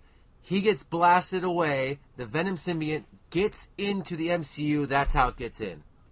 I'm saying. So let's... I know that was a crazy geek thing that most geeks come up with, but I just thought that would be funny. Well, I mean, you basically just described the end credit scene. Well, not really. Yeah, you did. Not entirely. That's exactly what happens, except it's... Yeah, that's what happens, except it's not Topher Grace, it's Tom Hardy. Yeah, it's Tom Hardy. It's not like, he gets blasted back. He's leading a piece with him. I'm just thinking, like, he defeats Topher Grace and leaves the actual suit, which gets on him. Well, I mean, like I said, that. Well, let's talk about that ending then. So so obviously it's not Topher Grace, and that's exactly why they did it, by the way, because they don't want the Topher Grace Venom ever coming back, because now they have the Venom verse, which is stupid as hell, by the way. Yep. But anyway, so Tom Hardy's Venom appears at the end of the movie, which connects to the end of Venom. Let There Be Carnage, which was terrible. Did you watch that movie? Oh my god, what the fuck were you thinking with Cleese Cassidy? Cleese Cassidy was a little bit small bright spot, but a lot of it was so ridiculous it didn't make any sense. It was boring. How could a movie like that be that boring? Yeah, that was a horrible film. But anyway, that's not what we're here for. But at the end of that movie, he gets brought into the MCU. We find out because he's sitting there looking at a screen and he sees, the Tom Holland Spider-Man on TV. So we all knew this was coming, and this is where it pays off to an extent, because they have the continuation of that same scene where he's still, like, I guess in Mexico or on a beach or whatever, and he's like at a bar and he's like asking all these questions about the MCU, and he's just like, what the hell? And he's just like, I better get to New York and find this Peter Parker and this Spider-Man guy. And then he gets sucked back into that universe, but some of the Venom stays in that universe, which is meant to be a connection to Let There Be Carnage, because I guess when you, for some reason, the Venom versus Venom, if any of the Venom gets off of him, it can just like clone itself into a new person. Yeah. Which is how Carnage even is a thing. And the only reason he gets the power back is because he eats the Venom, I guess, but whatever. So now some of it duplicated, which doesn't make any sense because it should have been brought back to that universe, but I guess we're ignoring that. And the idea presumably is, hey, we'll maybe have this Venom around so that we need our own Venom. We can have an MCU Venom, and this is our stupid way of explaining it, which I did not like. But we're jumping way to the end. Let's talk about the most obvious thing. We got Andrew Garfield and Tobey Maguire back, and I think you said it extremely well. This movie did a great job of basically giving those characters closure. Yep. Or at least some, hey, here's what happened later, like the Matrix 4 didn't do. Yeah. So Andrew Garfield Spider-Man, his big thing is that he ends up saving, in this case, this universe is Mary Jane or MJ, for legalese reasons, but he saves her, and that's how he feels slightly better about the death of Gwen Stacy. Whereas the Tobey Maguire one is, his good deed was stopping this MCU Spider-Man from killing the Green Goblin and feeling guilty about it for the rest of his life, kind of like what ultimately happened with that version of Spider-Man. And it's interesting. I liked the way they did that. They weren't just shoehorned in there. They had a narrative reason to be there, and they got some sort of plot line conclusion, which is really, really cool. And it actually is fascinating because it opens up the possibility that, that those movie universes can now continue. Because one of the big things is people have been, clamoring for the Tobey Maguire Spider-Man for a long time. They want him back for nostalgia barrier reasons, but rather than do it that way, maybe do it intelligently. Well, now you have a chance. There are plenty of comics about older Spider-Man. Tobey Maguire is definitely age appropriate. Like, he could play that character still, depending on how you do it. Yeah, well, let's... I'm sorry. My mind just went nuts because there are a few Spider-Man graphic novels that are their own storyline, which are amazing, but to each their own. Yeah, and that's all I'm saying is those are now possible. Yep. The Andrew Garfield Spider-Man, everybody hated, mostly because the movies themselves were terrible, yep. But he was actually very good in them, but everybody just associated him as being the bad one because he was in the bad movies, which was really Sony's fault, yep. Because that's a long story, but long story short, Sony really screwed those movies up. Like, they went out of their way to screw up those movies with product placement. Like, do you know that Kaz Hirai, the CEO of Sony, at least at the time, he's not in film. He has nothing to do with that. He actually came out to Los Angeles to sit in on the editing process for Spider-Man, The Amazing Spider-Man 2. And, he would say things like, oh, these scenes with the characters talking, cut that, that's boring. Make sure you have more scenes in Times Square with all the Sony products on screen. Like, stuff, he just wanted to make, that was his job, was to make sure Sony products were visible. As opposed, so damn long. It's so stupid, dude. And, like, fortunately, they learned that lesson, it seems, when they started working with Disney, which, incidentally, they extended that contract, so there's going to be 3 new movies with that. Also, by the way, when they did extend it, and that's how this movie got made, they had a 1-for-1 deal. The other side of that is Disney gets to use Spider-Man in one of the other MCU movies that they haven't revealed yet. I would guess it's Doctor Strange Multiverse of Madness. That seems like the most logical place to put him, yep. Which I think is like the next one anyway, so it's kind of perfect. But anyway, that's just whatever. But this also this gives you the opportunity that you could have an Andrew Garfield Spider-Man universe continue as well. And I will say this: I think that the Venom movies are terrible. They are garbage. I do not like them. I also do not think that the Morbius movie is going to be any good, and it seems to be taking place in the Venomverse, despite having Michael Keaton in there, which was a little confusing, but we'll see how that plays out. Despite all that, what I will say is I would not have a problem with the idea that the Venomverse is also the Andrew Garfield Spider-Man universe, and you have this like separate Spider-Man film franchise going on that Sony can do whatever the hell they want with. They can make terrible films over there if they want, or they can try to make good ones, and it just doesn't screw up the Disney MCU one with the good Spider-Man that people like. I love that concept, since we have to live with that legal reality. But I think it'd be kind of interesting to see more Spider-Man movies set in those universes, so Sony can do whatever they want without screwing up this one. That's all I'm saying. I agree, and Sony should definitely listen to you. I'm a big Spider-Man fan who was intrigued by the first movie and couldn't, with previews alone, would not watch the second movie, mainly because of how much they screwed up Rhino. But there's even a line about that. Oh, in this yeah, movie yeah, I was where about to bring that up. they're talking about all the villains they fought. He's like, "Yeah, I fought aliens. I done all this," and Andrew Garfield's like, "Man, I'm lame. The most I fought like a guy in a rhino suit." Yeah, exactly. Some Russian dude in a rhino suit. Yeah. Yeah. Well, what this really did was give me respect for Andrew Garfield's performance as Spider-Man, because the small, you could say it was a small performance as it were, but the acting chops on that man, and he made me. I could feel the pain of him losing Gwen Stacy, and I never saw it. I never saw it once, not once. Yep. And I could feel his pain. I could feel his relief when he did that. And this is more like a more of an acting thing. It's something that actors can do. They can make you feel emotion just by projecting it properly. And Andrew Garfield did such an amazing job in this movie that it really got me intrigued. I would absolutely, Sony, I will pay you money. I got money. I'll give it to you. Feel free. He'd be wonderful in it. And as for Tobey Maguire, only a small note on his performance. He really definitely showed us the mature Spider-Man. It was nice to see the mature Spider-Man. Yes, I agree.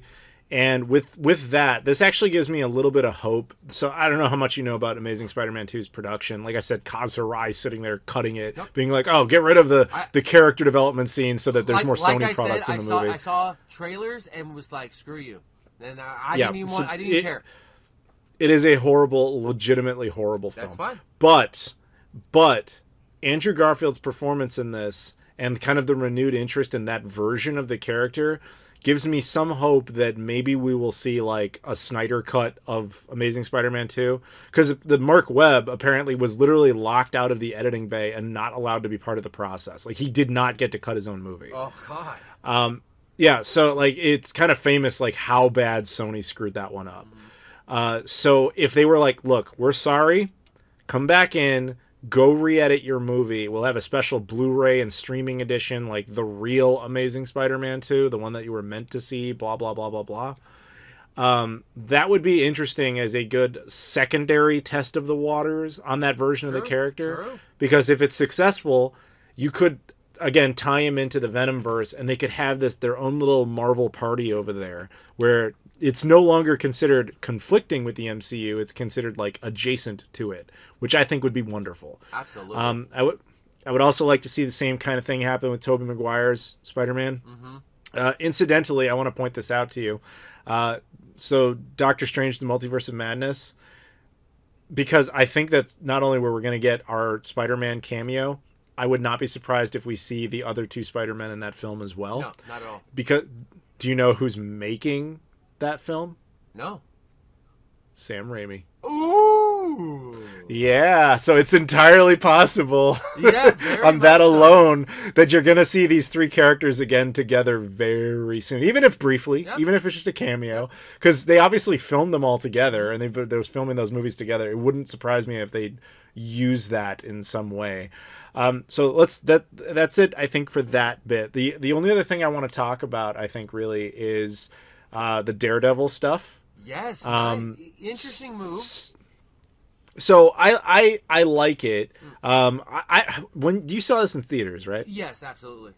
Now, did your theater have a lot of people in it, or was it just kind of you? It did get applause. Actually, his reveal got okay. Applause. That was where I was right. So that's where I was going with that. When the theater I was in, half of the audience was like, "Woo!" Yep.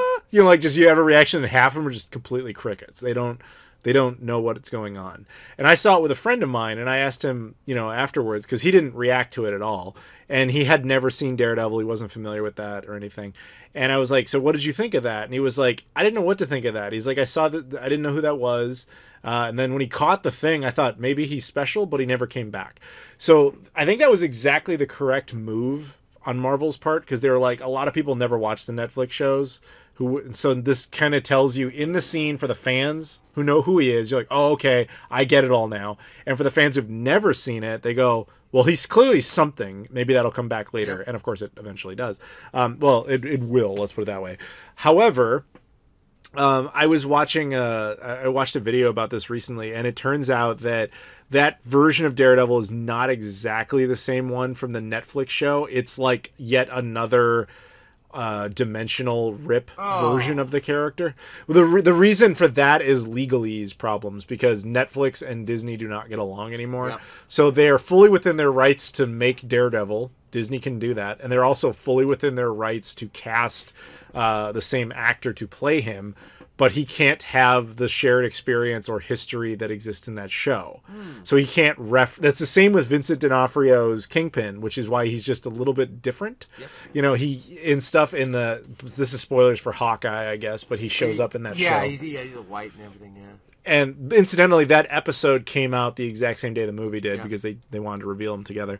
But they have to be slightly different, and they can't really reference previous events, which is I both like and I both dislike, but I understand its reason for existence. So it is what it is. With that man's Daredevil portrayal, it's more important to get him in the MCU than it is to have to use that history. I'd say you can build him a good history. I agree completely, because frankly, most of the stuff, if you were watching the Marvel Netflix verse, it was getting convoluted, and it actually starts to contradict things that eventually happens in the movies, because it was never meant to be. Like, specifically Iron Fist. Like, Iron Fist is kind of in the same lore of all the Shang-Chi stuff, which they are completely separate within the MCU, but originally they weren't. Like, he's like from the same power source. Yeah. So it's kind of good just to, like, let's take the bits and pieces we like. We'll have a dimensional clone, and that'll be fine.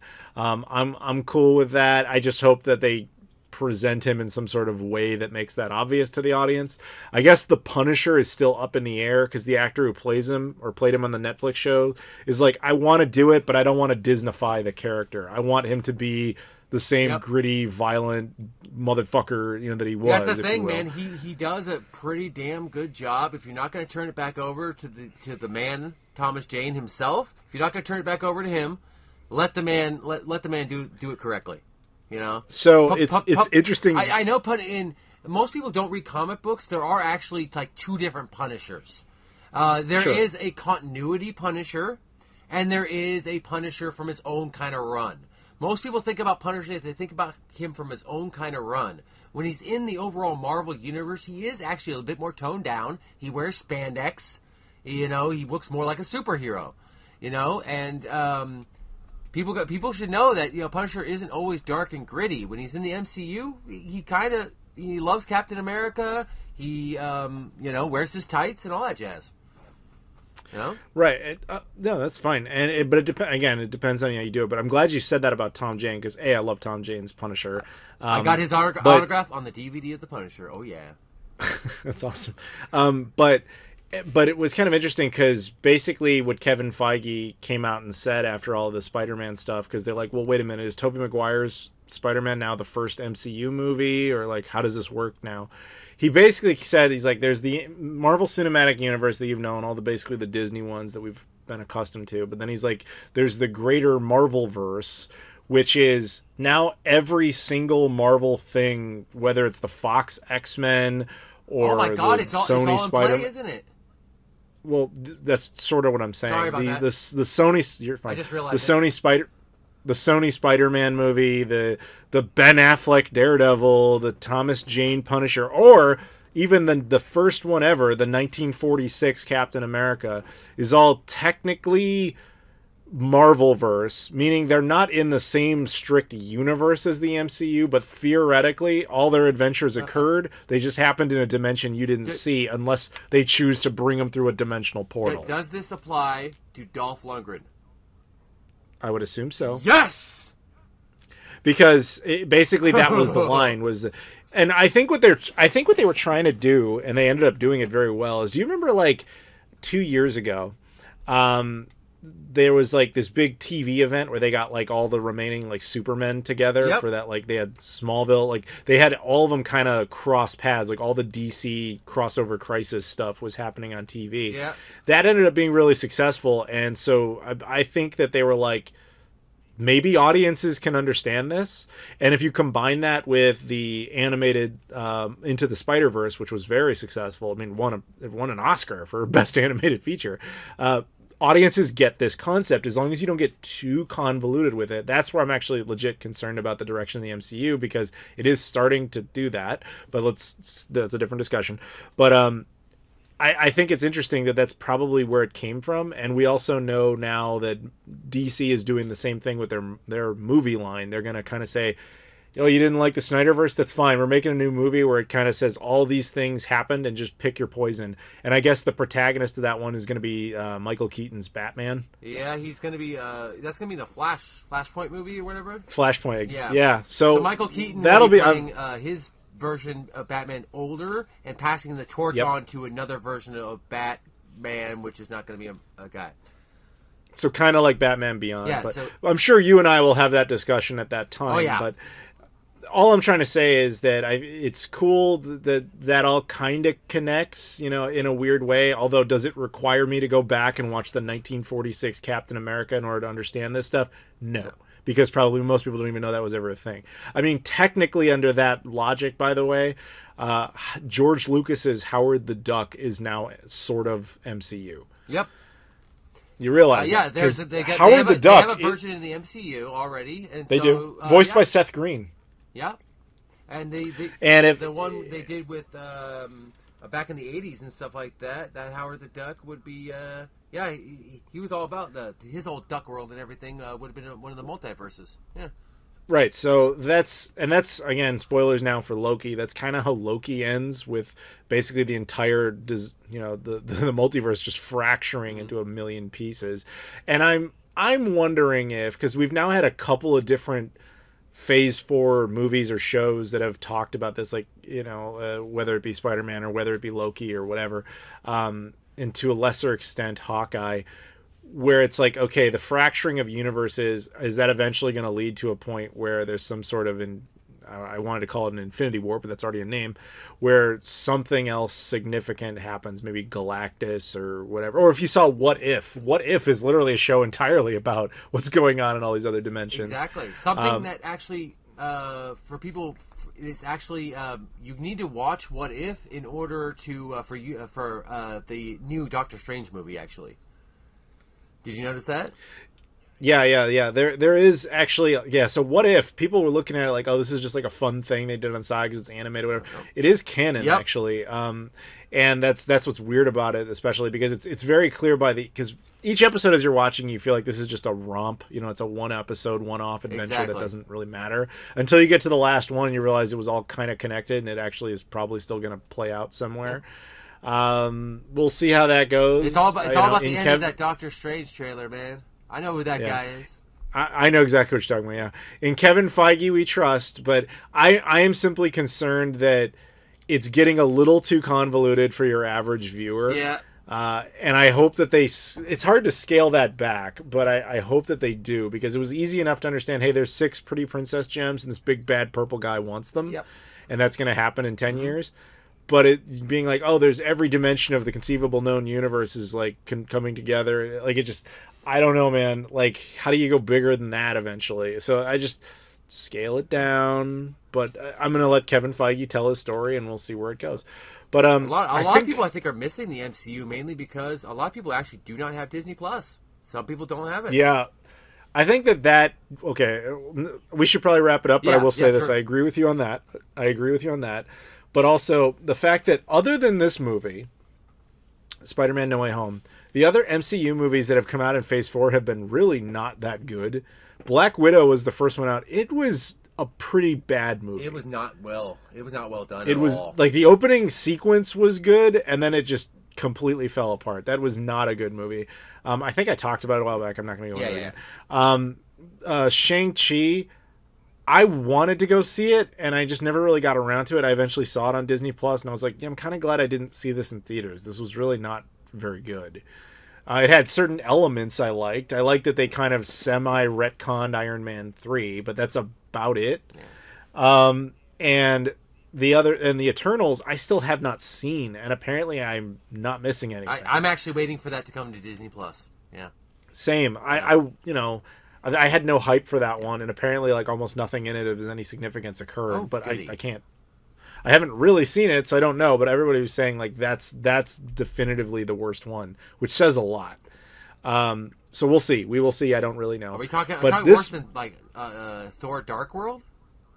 That's what I've heard, but I haven't seen it, so I can't articulate that. Fair enough. Go ahead. But we will see, because I have this one got me hyped to be like, all right, you got me back. What you doing? Mm-hmm. And I think Doctor Strange has a lot of potential in it, because again, Multiverse of Madness. I think from a lot of the rumors I'm hearing, like this is how they plan to launch the X-Men, is through that. With, I forget WandaVision too. That's another one that deals with dimensional stuff. Yep. So there's a plan there, but film wise, it's been a little thinner than I would have liked. But I'm back with Spider-Man. Let's see where it goes from here. But yeah. Anything else you want to say on Spider-Man? Let's see. Oh yeah, I just got to bring up real quick. Yeah, they do it. They do it for fun, guys. There is a point where both Andrew Garfield and Tom Holland's Spider-Man need new web cartridges, and then Peter Parker, the old Sammy verse, Peter Parker just fires one out, and they freak out. I mean, they make it a thing a little bit too. I liked that scene. Like they are wondering how he makes it. Like, is it inside of his body, or like how does it work? It's pretty funny, actually. It's a good scene. Yeah, I like stuff like that where the three of them are just kind of comparing to each other. They got great chemistry.